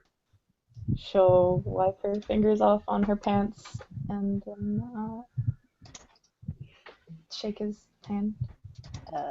Nah, I am new here, and I am most certainly not a mundane. Well, that's interesting. He'll notice how close Michael's sitting to her and say, "One of yours?" He'll nod. And just keep that's to his tea. Either that or Michael has finally found himself a little girlfriend. Fuck. That's just only slightly creepy. How old is Tony? That's straight out of Negima there, buddy. I am not even trying for that. Don't even. Bring that in this house. I will block your butler any day. Moving on. Can And people with- hear me? Yes. Yay! Okay, I'm back. Good. Mox will look over at Lucian and say, "Do you want some fried chicken?" No, thank you. I'm not even sure it's chicken. That doesn't help any. He'll look over at Tony. Is it chicken? Tony's just gonna kind of nod her head. It tastes like chicken. I hope it's not poison. That would really suck. No, I didn't poison it. He'll Okay. pull out a drumstick and take a bite. Kind of roll it around his mouth. Primal urge. It's 100% not rat. Or is it? I everyone, feel we know what that I happens gave that to- picture to Brett. What? Hey everyone, we Number finally know what one. happened to Ian's ratkin. That's horrible right there. Oh my I need to make it an too overlay long? with that picture, though. Yeah. He'll chew it thoughtfully and say, "Nope, it's not pigeon. It's not canary. It's not crow. I think it's chicken." Yeah, I think it's chicken too. So, Yeah. what brings you here to Hong Kong, besides the fabulous weather and the stellar food? Just this and that. All right, you want to have Dimitri come in now? I can wait a few more minutes if people want. I mean, Okay. Doesn't matter to me. Juge's just gonna eat his chicken and drink his tea. Actually, at this Me too, point, guys. because it's getting to be kind of that early portion of the morning where even I need to sleep. So Zahn will stand up and he'll brush his robes off. He will look at the chicken, contemplate it for a moment, wonder if it is, made from homeless people. Not voice this opinion, of course. Before he will turn and bow deeply to the collective assemblage, and make his way to the elevator. Juge will respond with the book and fist Yeah. of Shaolin's. See you later, Zone. Zon. Do you want to take some chicken with you? Yes. He looks at the chicken. He walks back over. He takes a drumstick. He nods and bows. So yeah, basically, just for Kimberly. So yeah, you will be given probably an address in one of the kind of more rundown districts of the docks, and when you go there, we will provide you with men and weapons and the ability to shoot them in a straight line, because that's about all you need, right? Right? But if you basically if you show up for quote unquote work the next day, the money will be transferred to your bank account. Yeah, she'll show up too. Or if you don't have a bank account, he will give it to you in cash. I think she probably has a bank account. Hooray, work. Mm-hmm.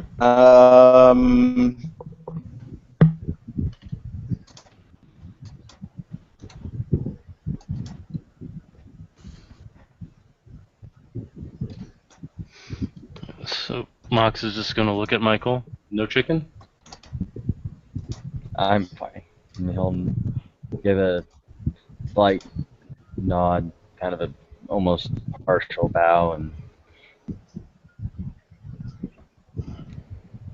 He'll just shrug his shoulders, bow back, and eat the chicken. It's just like, well, this is such a lively little group tonight. Did somebody, drop a stink bomb or kick a cat in the nuts or something? yeah, and he politely took his leave. Oh. I see. He's just gonna take another bite of his chicken. Then look around and say, so who all went down to the creepy place and didn't blow it up? It was a resisted urge, I assure you. Yeah, that's what Felicia said. I can understand that. Apparently there's something down there that if we wake it up will eat the entire world. I could believe that. There's a lull now if you want to come in, Dimitri. Yeah, fair enough. I'll do so. I was kind of going to say, like, a last moment, like, when Evan's character leaves, like, as the elevator door opens, a figure comes out of the shadows. Oh, wait, it's just Dimitri de-stealthing. But anyway, since that didn't happen, Dimitri steps out of the elevator, takes off his helmet, and he's wearing the recon suit, and just, like, heads over to the group, gets himself a root beer. Secret agent man, secret agent man. Oh, they're giving you a number and taking away your name. Dimitri's actually, like, bobbing his head to the theme. Operative and not ashamed to admit it.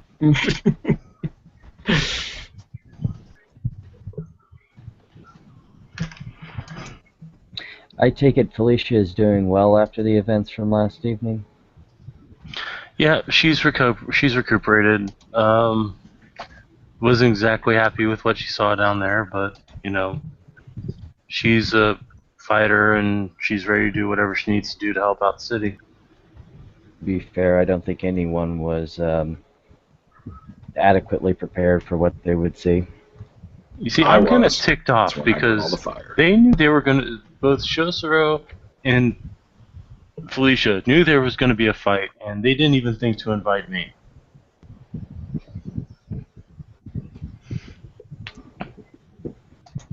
You know, I may be a, monk, but I am a fighter. I don't know if, I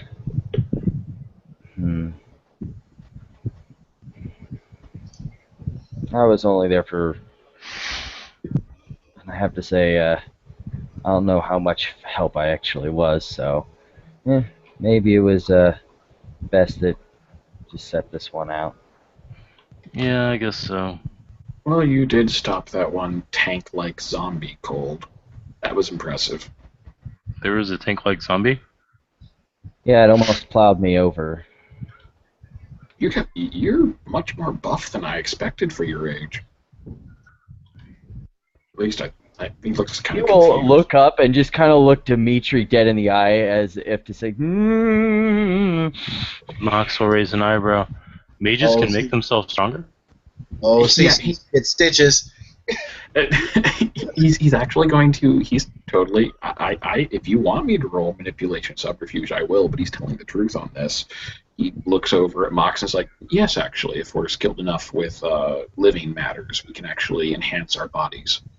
Interesting. And Michael kind of just relaxes as he pulls that card out, and just goes, "He is truthful." Because he's like, "Oh, this is not the time for this." It's always the time for that.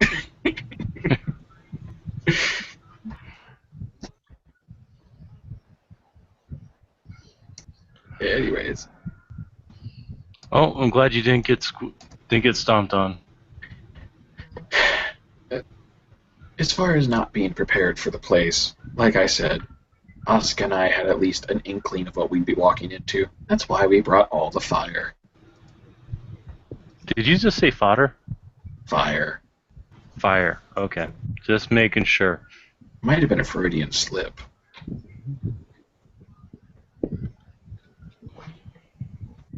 He's smiling, though.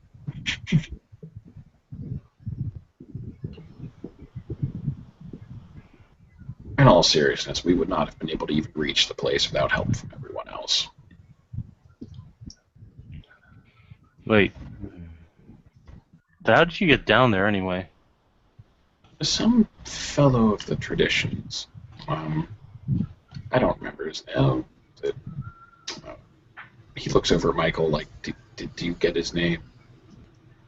I was just kind of in the back most of it, making sure a friend of mine didn't get hurt. I have to say, during the portions of arriving there, I wasn't paying much attention. I don't remember. It sounded because I wasn't there until. It sounded Italian. I don't know. We did some sort of journey to get there. It was very odd. Did you ride on something cool? God, why is it when everybody rides on something or on something cool, I'm always left out? Oh, yes, you're right. We rode on dolphins. Dolphins? Oh, come on. They He's wanted gonna lots look of over at things. Tony. Did you hear that? They rode on dolphins. We missed out on dolphins. Oh, see, that's almost a good thing. Dolphins are pricks. They totally are. Prepare thy anus. The shrug didn't really ever hope to ride on dolphins anyway. What do you want to ride on? Nothing? I mean, horseback riding is fun, but there's nothing out there that I'm actively hoping to ride. Oh, that's good. There was some prick that used to hang out around here that used to talk about riding on werewolves into victory. That would be an interesting sight, to say the least. Yeah, you just don't say it to a female Silverfang. Tends to not go over well. I don't think it would be polite to say that to a female of any species, implying that you were riding her, that is. Michael chuckles a bit and under his breath, yeah, you have to remove the sticks first if you wanted to make it even as a joke. At that point, Mox is gonna look over at you and go, "You know what's up.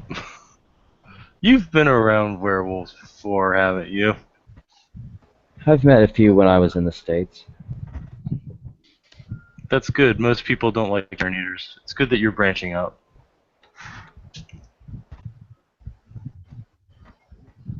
We had a similar problem where I was with technocrats, and so we had a mutual problem that we were dealing with. They're pretty much just weeds, aren't they? Gonna look over at Dimitri. Just weeds sprouting up and breaking concrete and infesting woods and causing all sorts of damage. I could get into a debate about it, but he shrugs. Tell you what. I have claws and I know how to use them. Just saying. Funny enough, we can do that too. If we have the skills for it and the proper genetic enhancements or cybernetic implants and so on and so forth. Yeah, mine are natural. While that's going on, Michael will slide off to get some more tea and use that as a wonderful transition to get away from Mox and move over towards the vampires he hasn't met. I think they're all outside walking, aren't they? Oh, they are? Yeah. Except for Lucian, right? No, I think Lucian went with them. No, Yeah, no. Lucian went with him. He just kind of started walking with the crew. While everyone was talking that good shit, we were having Vampire the Fuels Train. Okay, well, then go to the spot where they had vacated. The tea couch is still of there. evil contemplation. Dimitri just kind of shrug a little bit. He looks over at Tony, who he did meet once, I think. Yeah. Yeah. Not much. He's just gonna be awkward since it's literally just it's just Mox and three mages basically, right? Yeah. Yeah. He'll just kind of look and just be like, "So, how are you settling in?" She's gonna shrug. I'm settling in fine. Mox is gonna whisper loudly, obviously at Tony, "Watch out! I think he's trying to hit on you." Dimitri just kind of stage whispers back, "Is it working?" No, I don't think so. Yeah, I practiced all night. He sounds like Hillary about the hot sauce thing. Well, is it working? In all seriousness, Dimitri's just trying to be clever, so when you're outed, just act as if you planned on it being there all along. Mox is gonna sip some of his tea. Sorry, go ahead, Mitchell. Oh, it's just Lucian wanders back in and looks around the room. It's been a pleasure seeing you all this evening. And he walks back over to Tony and says, "Are you sure you won't reconsider my offer?" Dimitri just gives Mox this look, just damn, I thought I moved fast.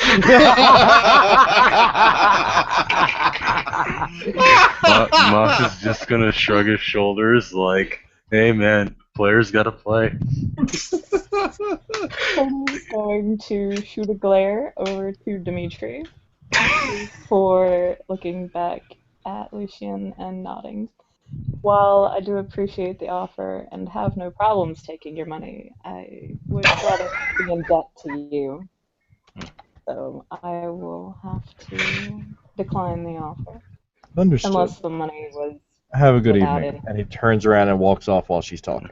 As Lucian's leaving, Damn! as Lucian's leaving, Mox is gonna call out in Mandarin, "May the bird of paradise never rest on your head and shit down your back." Dimitri's just gonna be like, Did you just get the ice shoulder from a fang? Toadie's going to start planning his murder. Don't you plan everyone's murder? He does work with Tremere. I mean, if he only has it coming, it's a matter of when. Dimitri's just gonna be like, I was gonna make a nasty joke or something, but damn. She's just gonna walk over to the bar and grab a can of root beer and angrily open it and start drinking. You have excellent taste. Michael will look up from his tea from across the room. What is it with this city and people that don't have manners?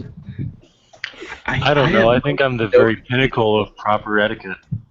You tried to make me shit my pants.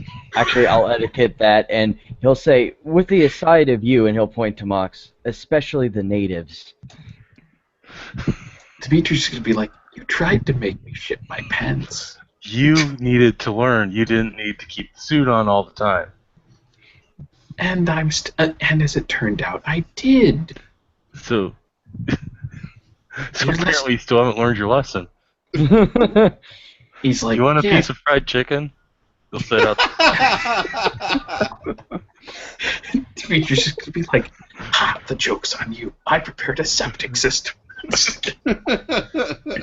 So what you're saying is you learned. Actually, Dimitri's just gonna be like, but in all seriousness, like he's gonna say this quietly to Max. In all seriousness, the one time we didn't use those suits, someone trailed us back, and they threw our van into the ocean. You mean they got a crane to lift it up and hurl it into the ocean? No, I mean they picked it up and threw it into the ocean.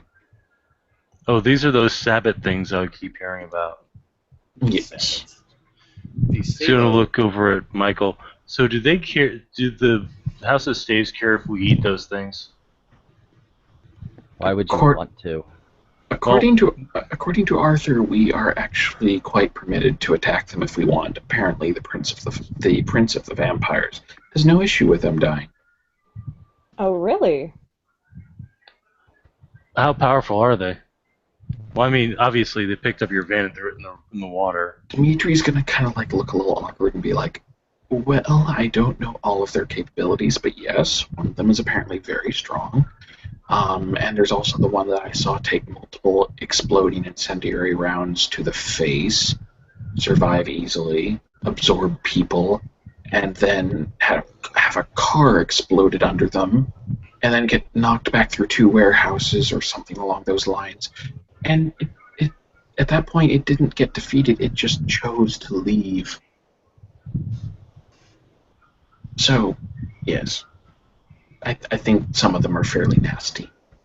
I'm hearing Wild Hunt. Anybody else hearing Wild Hunt? I'm hearing Wild Hunt. I'm hearing Wild Hunt. I need to talk to my friends. As long as there's not a C attached to that.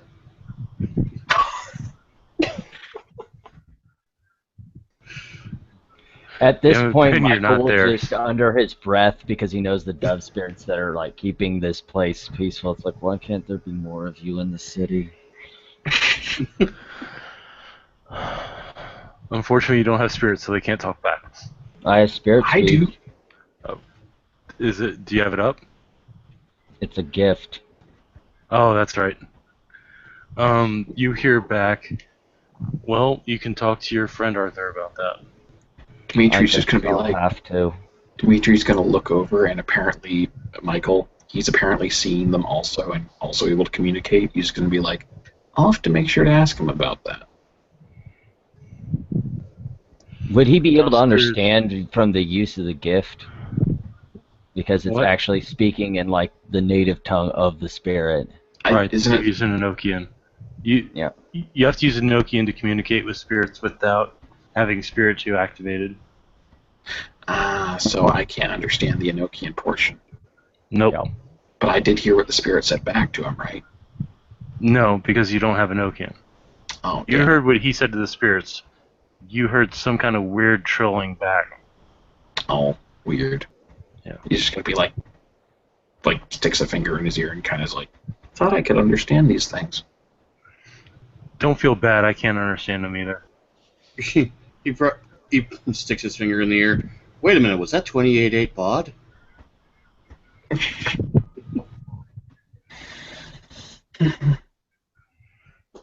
And 6K, I swear. Anyways, he's just gonna kind of look over at Tony and be like, mind tossing me another one? He waves his now empty can of root beer. She shrugs, grabs one, and throws it at him. Dex Athletics. Now. No, I'm just kidding. Just kidding. Just kidding. Don't make me do things, because you know I'm going to. Feel like, no, you hit him in the face. He's knocked unconscious. Everyone take the suit and run.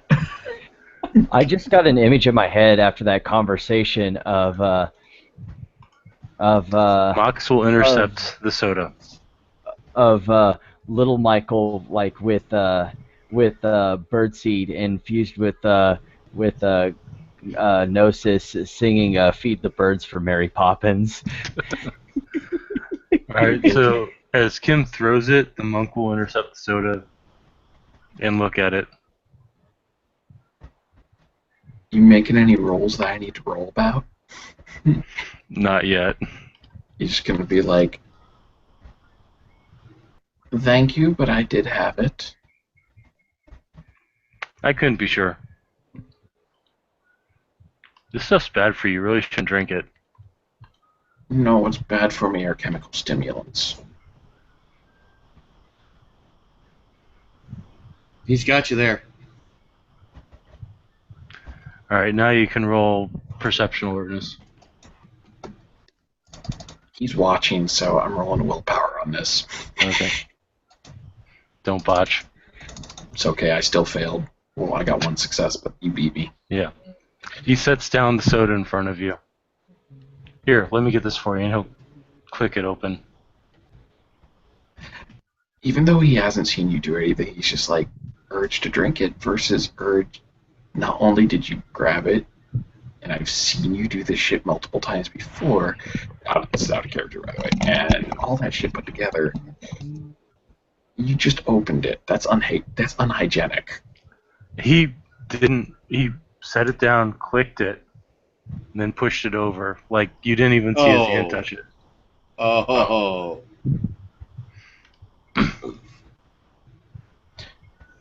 Brett, you're evil. Yes, I am. He's just gonna be like, looking at it. I'm gonna burn a gnosis for persuasion. It's perfectly You don't have to fine burn a and safe. gnosis for that. It's just a roll, isn't it? Okay, what is it? I don't have the book up. Manipulation. Charisma subterfuge, difficulty 7. Manipulation what? No, charisma subterfuge, difficulty 7. Okay. I've seen him drug this shit before. One success. Do I roll anything opposed to it? No. Nope. That's activating the gift. Now I'm going to roll manipulation leadership to get you to drink it. And I have a spec in unswerving logic, and I'm using unswerving logic to convince you that it's perfectly safe and perfect. By what unswerving? By what logic are you trying to convince me? There's no way I could have done anything to it if I opened it right in front of your eyes. Except that you have weird abilities. I've seen you do this shit before. Doesn't matter. It doesn't work. And yeah, exactly. You botched your thing. So yeah, you're just gonna be like, no, thank you. Dimitri does not believe you. Totally sus. Oh, just drink it and stop being a little baby. It's just You want to drink it? Go for it. He picks it up and hands it and puts it in front of her. She's gotta shrug. She's gonna drink it. Okay. Congratulations. You just drank root beer with a mixture of Spanish fly and powdered elephant horn.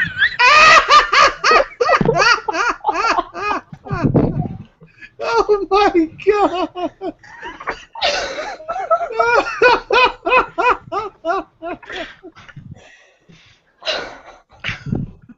Wow.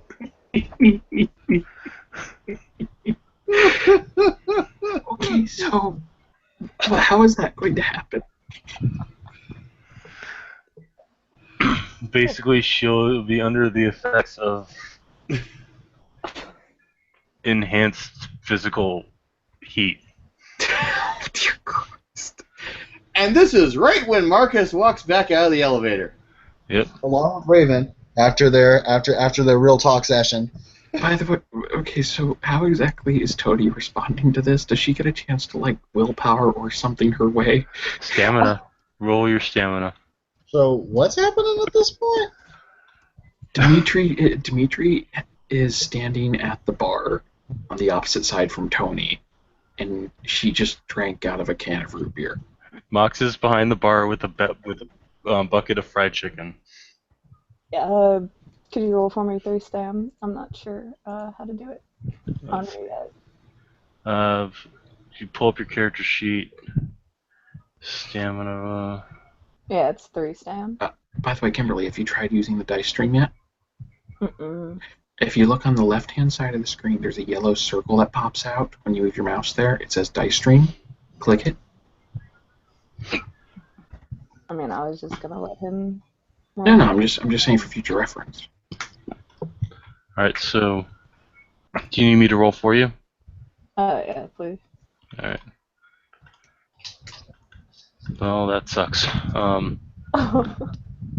So you are feeling extremely heated.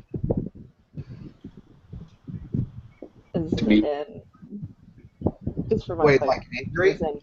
No, like she just drank a root beer that was mixed with powdered elephant horn, powdered elephant tusk. Powdered elephant porn, yes.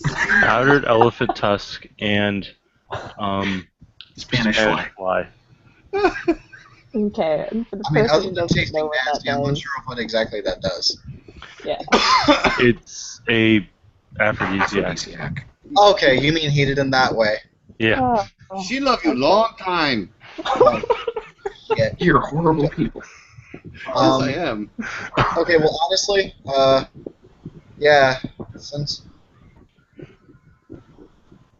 I don't know how everyone else feels, but like, I mean, she could feel a certain kind of way, but it's totally up to you whether or not she wants to act on that. Yeah.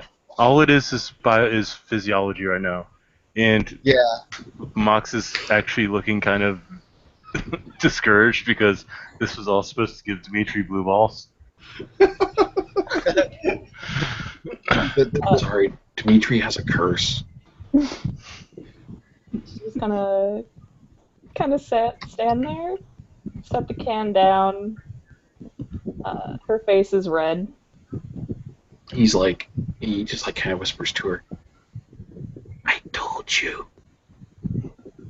He doesn't even know what it's doing. He can just tell you're suddenly blushing like hell, and he's like, "Yeah, that's some sort of biological reaction. I don't need to be a scientist to know that." as the beast of a man leans into Tony and I'd like to point out Dimitri has charisma 4, manipulation 4, subterfuge 2, and appearance 3, honeyed voice, and soothing tongue. I'm sorry, actually, yeah, soothing tongue. Soothing tongue, huh? I'm gonna say that Mox is gonna look up and pray to his ancestors. Did I just make it easier for him to get laid? Did he say that out loud? Yeah. But was it in English or Cantonese? It was in Mandarin. Oh, shit. Mm-hmm. Marcus looks around at what's going on. Did I miss something? Is there something going on? Dimitri just like A lot of things. I've been trying to ignore them. Dimitri just like looks over at Raven and Marcus and just nods his head back towards Mox. He tried to drug me. She drank it instead. Well, that wasn't very chivalrous of you. Yeah, no, actually Raven looks, as a flip between Marcus and Raven, Raven looks a little salty right now. Who she look salty at, by the way? The man that straight up tried to drug a dude and ended up drugging the woman instead. Dimitri's actually going to look back at Michael and say, to be fair, you heard her. She told me to drink it and stop being a pussy. Mox will just hold up his hand. Now we're and blaming say, her because someone else drugged her? No. I'm sorry, I'm not about that. No, I'm saying she said it wasn't drugged, and I said if she's so sure about it, she should drink it. I'm sorry, I'm still trying to So get... much of a gentleman. He shrugs and says, hey, she had to learn her lesson, right? He looks over I'm at fucking sorry? Keep looking if you at say Mox that when to he said Mox, that. Mox Yeah. is going to say, she didn't need to learn a lesson. You did. Well, and she's drinking it. Maybe you need a new method. Mox is going to reach into his pouch and pull out a herb and hand it to Raven. Well, actually, she's going to hand it to Michael. Have her take this powder. It'll set her body right. He'll find a way to like, I guess, since he's sort of used to this sort of thing, and kind of adds a little to a cup of tea and hands it to her. Oh, that's right. You have alchemy. You recognize that's powdered meadowsweet. That's used to detoxify. Okay. You'll want to find the bathroom shortly after. Wouldn't it be easier to give her one of those?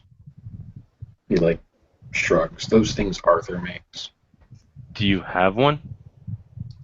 Yep. And Michael will dig around too and be like, Everyone probably pulls out one. She's gonna dig around in her pocket. She has one. Yes, she does actually. She's got 3. Yeah. that might be a better option. I think even Marcus has one. Yeah. At this point, Mox's gonna take the tea from Michael and put it in front of Dimitri. Do you really think I'm that dumb? Do you really expect an answer that's gonna satisfy you? Nope. Man, if only I had my mind higher. Marcus just He'll starts drink the tea. Marcus just starts casually walking towards Dimitri and Mox with this flat look on his face and total the total body language of he'd better not have to come over there, and he's walking over there. Yeah. So Tony is going to light up the blunt. Yeah. Yeah, you feel perfectly fine. However, you feel very good because it does make you high as fuck. With the, Place one high with another. What? What was that, Tim? Oh no, I've just said you pretty much just replaced one high with another. Yeah. With Marcus making, with Marcus making the march of determination over, Michael's like, we defused one situation earlier. Can we please not have a second one? It seems that one might already be happening. Dimitri's just gonna look over at Marcus and be like giving him this look like, yes. Marcus approaches both of them, slowly leans over the counter and grabs another bag, and then starts walking away. Bag of what? Take a guess! Oh, okay. Yeah. Dimitri's Mox is going to 100%. look at Tony and say, I'm really sorry you drank it before I could stop you. Hopefully the blunt will help clear you out. Tony just kind of shrugs. It's all Then would good. you? He Shouldn't just have looks at. drunk it. He just looks at Dimitri. Just looks at Mox and says, Given we've had a bad track record of those actually affecting me anyways, do you think maybe you could just not do that in the future? Well, you see, there's a problem. I could just dose myself with a general anti-infection agent, anti-inflammatory, whatever the hell I want to come up with before I walk in here every night. But let's be honest, you'd still try it anyways, wouldn't you? Hey, Sean, do you think Open Seal would work in here? Yes, your difficulty would be like a 7 though, because it's the gauntlet. Is it Gnosis or? You roll straight Gnosis. What are you trying to spend do? 1. You roll perm Gnosis and spend a Gnosis, and the difficulty is the gauntlet, like you were stepping sideways. Number of successes determines how long it is open in number of days, I think it is, or something like that. It's something Well, stupid I like was that. just gonna I think Open it's Seal his clothing. I'm in a not really a freaking lot diving suit. necessarily. I'm in a diving suit. You know how hard that is? Yeah, it's Open Seal. It's a gift. You just get to eat Oh shit. yeah, no, that's actually more open sealable than like standard clothing. Mox this- is gonna think better of it and Actually- just say, you could just admit you're wrong. What did I do exactly tonight that deserved being drugged? Especially with something that Not tonight, not in the past. Overall, you did it tonight. no, but you're not learning the lesson. You have to No. learn the lesson. Or you could just stop trying to drug me I'm not trying to drug you, I'm trying to teach you a lesson. by drugging me. No. By No, imparting. that sounds exactly like what you're trying to do, though. But he's not learning the lesson. And But I'm not. Children, Trying to drag children, could we please act like adults in here? I'm simply asking not to be drugged when I try to drink in this building. Michael Okay. will turn to I Marcus, won't- and the roles are reversed in here. This is literally the oldest person in the room calling Mox and Dimitri children. Mox is just gonna smile. Okay, I won't drug you in this building. That's Right fine. in this building specifically. That's fine though. Good luck finding him in his home. Oscar will totally give him directions. Damn, under the bus. I don't know if he'll even need that. I mean, spirits are still a thing. Spirits are Not dicks. near the Doom ship. we have D science, so yeah, no, wards are a thing. You have D science too. It's Yeah, still a thing. Lets us know when things are in the building. Mox is just gonna slap his hand down and say, well, you know what? You're no fun, Dimitri. I've been told that many times. Mox is gonna put down about 50 won and say, here you go, buy yourself a sense of humor. Dimitri can now afford lunch tomorrow. Yay! He's actually going to take the money. That's like what, $20? Yeah, Not makes even. sense. I think that's $10. Like I Basically. said, Dimitri can afford lunch tomorrow. Dude is practically destitute right now. He will take anything he gets. So Marcus pops the top on the bag, fills the same glass he used before, and he'll actually turn away from Mox as he drinks so that Mox doesn't have to see it. Yeah. Mox is still kind of weirded out anyway by it because he knows already, but it's like nods appreciatively. At this point, Michael will come to the realization over this and sees Raven back and be like, "Oh, yes. Where are my manners? I don't believe we've met." Oh, sorry about that. Yeah, we had a rather brief bit of tension. Yeah. There's been a lot of tension He'll offer his hand. Michael Springfield. Michael Springfield. I'm Raven. It's good to meet you. Nice to meet you as well. You seem to be a long way from home. That I am. Am I the only one here that's not a long way from home? No, I'm also not from around here. Where are you from?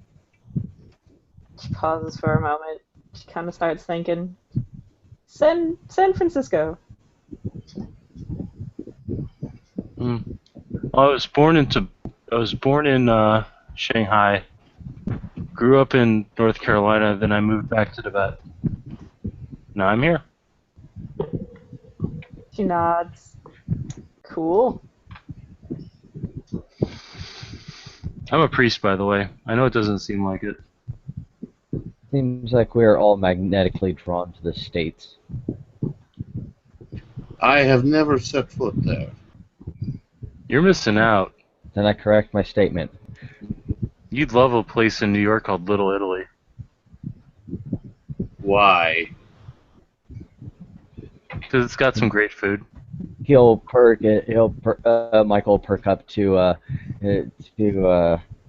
Mox say because it's filled with stereotypes. No, because it's got great food. The food is good, but they are bad stereotypes, especially for someone who knows more about, I assume, traditional history. Marcus gives this sympathetic look to Mox. I am sorry, but I would not be able to enjoy it. Oh, right. Sorry. So I guess you don't want any chicken. Doesn't food act as a purgative for your folk? For those without the gift to enjoy it, it is wasted time. Damn. I don't know what would happen if I couldn't have a bacon cheeseburger. I couldn't eat pizza. Ooh. Pork ramen with extra miso. The tastes that I have now replace many things that I once enjoyed in life, but there is a transition. Well, as long as you enjoy what you do now. I will enjoy it until I am called back to my wife.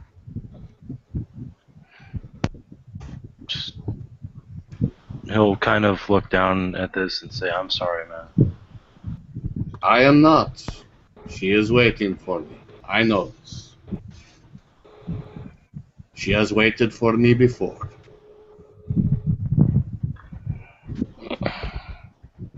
He's going to whisper something in Mandarin and make a mudra, and then pull out his prayer beads and extend one length of it to him.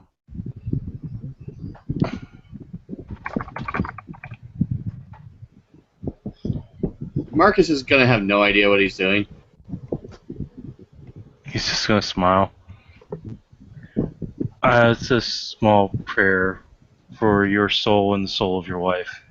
You may be a blood-drinking worm thing, but you seem to have some good in you. Perhaps it is because I spent a century as you would call it ghoul, but it is akin to being a slave. I spent that long watching my children and grandchildren grow up, and their grandchildren as well. It has given me perspective.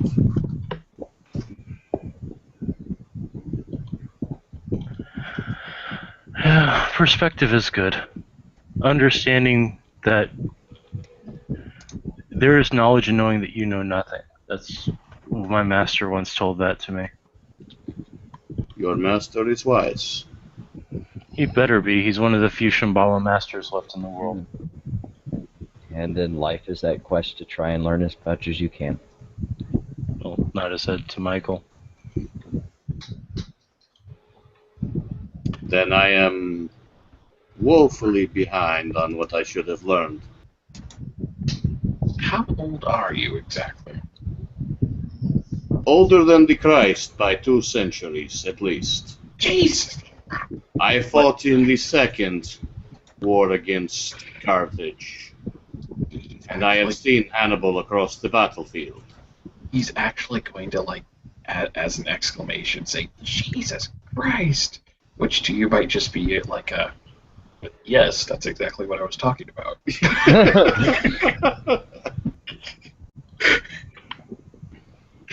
Just be like, you're 2,200 years old?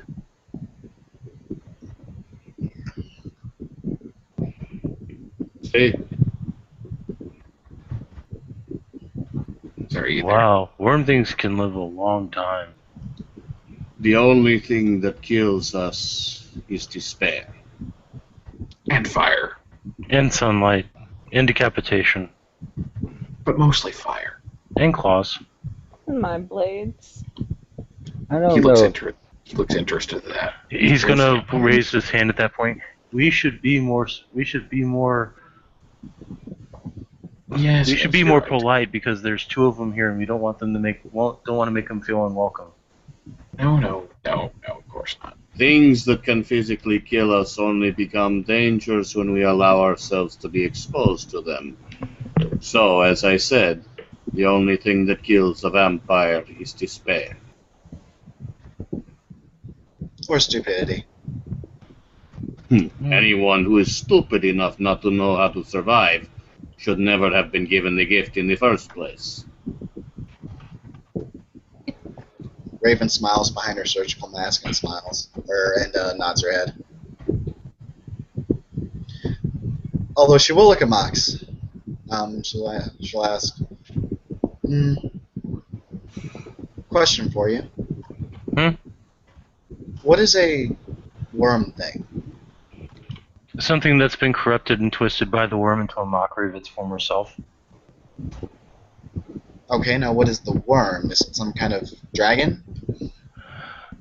Looks like it a bit. Here's a bit of knowledge for you guys. In the beginning, Gaia created the world. Gaia's sister Luna stayed in the heavens to shine light upon the night, to make sure that things that go bump in the night are never forgotten. Gaia then decided that she needed things upon the world with which to see and better understand how living things interact. So she created the wild, which creates life, the weaver, which binds life into shape and gives it a limited lifespan, and the worm, which destroys life when its lifespan is up. The worm went insane, or the weaver went insane, and they attacked each other, and the worm started corrupting and destroying and turning things into horrible abominations. The weaver just kept making things more static and more static, as he'll motion his head to Dimitri. This guy over here can attest to. And the wild just started crazily making things with no real sign of stopping. So the world's been out of balance ever since, and you two, no offense, are creatures of the worm.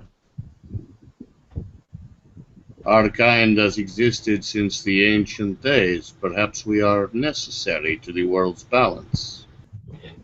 Michael will pop up and pose a question, but also based on their stasis, would they not be also? He kind of lingers off, letting the weaver smell in them is faint compared to the smell of the worm, which is caused by them sucking blood and doing perverse things. Well, I can't get into specifics, but there are a number of us that are very in tune with the natural state of creation, as it were. Could we not be this wild as well?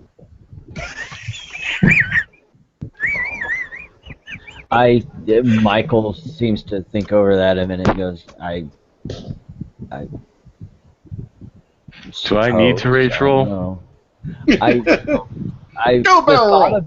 thought of it, I don't know if it would rage roll, but you'd be deeply like, no, there's no way that, no.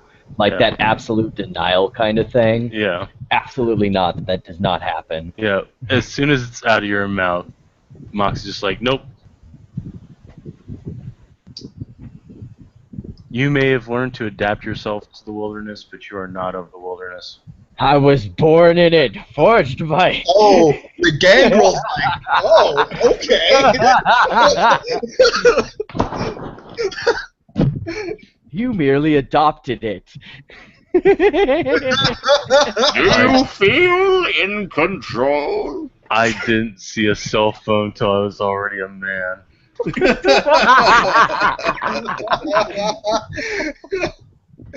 Oh my god. But yeah, no, like Raven is then just going to say, then it seems like a very narrow-minded point of view to take, to just decide which people are without giving the chance for individual choice to take over. I didn't decide what you are, Gaia did. No, you are deciding. Dimitri just smiles over. Sorry, go ahead, Michael. Go ahead. Michael will look up again and Ignokian and be like, I don't know, what do you guys think about it? I think they're wormy. Oh, see. And then see, another. that's what happens when I get on that path of harmony, though. Yeah. And then That's not another dove spirit will say, I think they're more weavery. And a third dove spirit will say, can we just agree that they're both and keep this place from blowing up? That sounds like a great idea, I'll tell them. One of the dove spirits be like, nah, wait, that gangle there, she alright, though. The friends here seem to believe that it's equal amounts of both. It might be because of me. Or are they talking about that specifically? You'll hear a bird spirit, one of the dove spirits will say down, no, he's just straight weavery. Kind of creepy. No, at which point he'll nod and say, I believe they can tell the difference. Who are you talking to? Dove spirits. At least you can talk to them. I can't even understand a word they say. Are they... What are dove spirits? Is that slang for something? No, there's some sort of umbral entity that have some sort of ability to cause non-aggression or basically neutralize aggressive tendencies. Apparently, Arthur has bound a few of them to work over this area, which is why not people can't hurt bound. each other. We made sure they're here of their own accord because Arthur pays them chiminage. Very well, some sort of negotiated settlement then. They represent the spirits Lollipop Guild. are representations of not only the animal in question or thing in question, but the thoughts and I guess I'm trying to find the word Michael isn't. The connotation that they bring to humanity. So a dove is considered a symbol of peace. That's why they were placed here, so that there would always be peace over this place.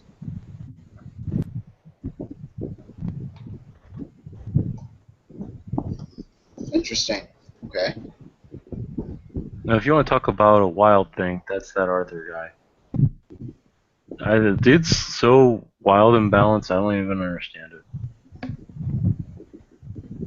And he'll look up at the doves again and speak in Enochian. I don't even need to ask you on this about myself. Sharp it's amazing they're intake even of talking breath. to him. Sharp intake of breath. Don't push your luck. Dimitri's actually going to look up at them and just be like, because he's looking up the dove spirits, he's like, what are you saying to him? Hold on, guys. Out of character. Are these dove spirits materialized? No, they're not. So, do people have spirit effects or dimensional science effects? Hi. Yep. Dimitri was enchanted with a spirit effect that expires in 4 days. Okay. I feel okay. If effects like that are a thing, I don't mind them being a thing, but I just didn't know about it, so I was hella confused. Yeah, it's what happens when you let a verbena spirit roll insane ritual and then have the ability to pass it on. As for Michael, well, he can speak Enochian and he's got Spirit 2 up. So. And yeah, once I basically just can see them, and I have backdoor tricks too. Then once I can see them, then I can just cheat. Marcus looks at Mox. You say we do perverse things, and yet you have never been to Roma during the festival of Saturnalia. I'm an ascetic monk. Do you really think I would ever go to something like that? And if you want to see perverse, well, I can take you to some places in London. By the way, Dimitri did ask the doves a question. Oh, you get some kind of insane trolling back to you that you can't understand. I can't understand what you're saying. Once more, insane trolling. What are they saying, Brett? They're saying, we can't understand you either, Weaver thing, repeatedly. There seems to be, Michael will pop in and say, there seems to be something lost in translation, it would seem. Dimitri's just going to be like, really, come on. I know you can understand me. We can't understand you, Weaver thing, trilling. They're just going, we cannot. Pretty much. Yeah. It would seem that you would need to find their tongue to speak to them. But are they just fucking with him? Because, I mean, spirit speech is a thing. Yes, however, spirit speech is what other people use to communicate with spirits, not the other way around. Unless you actively summon them, then you can communicate. Otherwise, no. The description of spirit, too, is that you have the ability to communicate with spirits. Yes, if you use the spirit speech rote, not the spirit sight rote. There's a difference between the two. This one includes both. That's why I've been able to talk to spirits this whole time. Nobody's ever said anything to me about you being able to talk to spirits, only see them. Dimitri, Asuka, and Castle all were given the ability to see and communicate with them. That's what what's her name? God damn it. That's what Cordelia's rope does. Well, like, if we remember last night, Dimitri still wasn't able to talk with those spirits. He still needed a translator. Yeah. No, but Asuka was, and she was under the effect of the same rope. Asuka has spirit, too. She hasn't used it. She's still been under the same effect. Actually, Asuka was using Spirit 2 for those goggles, if you recall. Yeah. Yeah, like, Dimitri did require a translator for that one. No, he didn't. This has been in effect since the 20th of last month. But you were literally... Okay, no, but the thing was, you were literally in scene and said that you needed a translator. No, I didn't. Thing. Okay, No, guys. Let's get back on this so we can discuss this later. Yeah. Fine. So if you want to be... Okay. If you can speak to them, yes, they've been fucking with you the entire time. Because you are a Weaver thing. You are a heavily Weaver thing.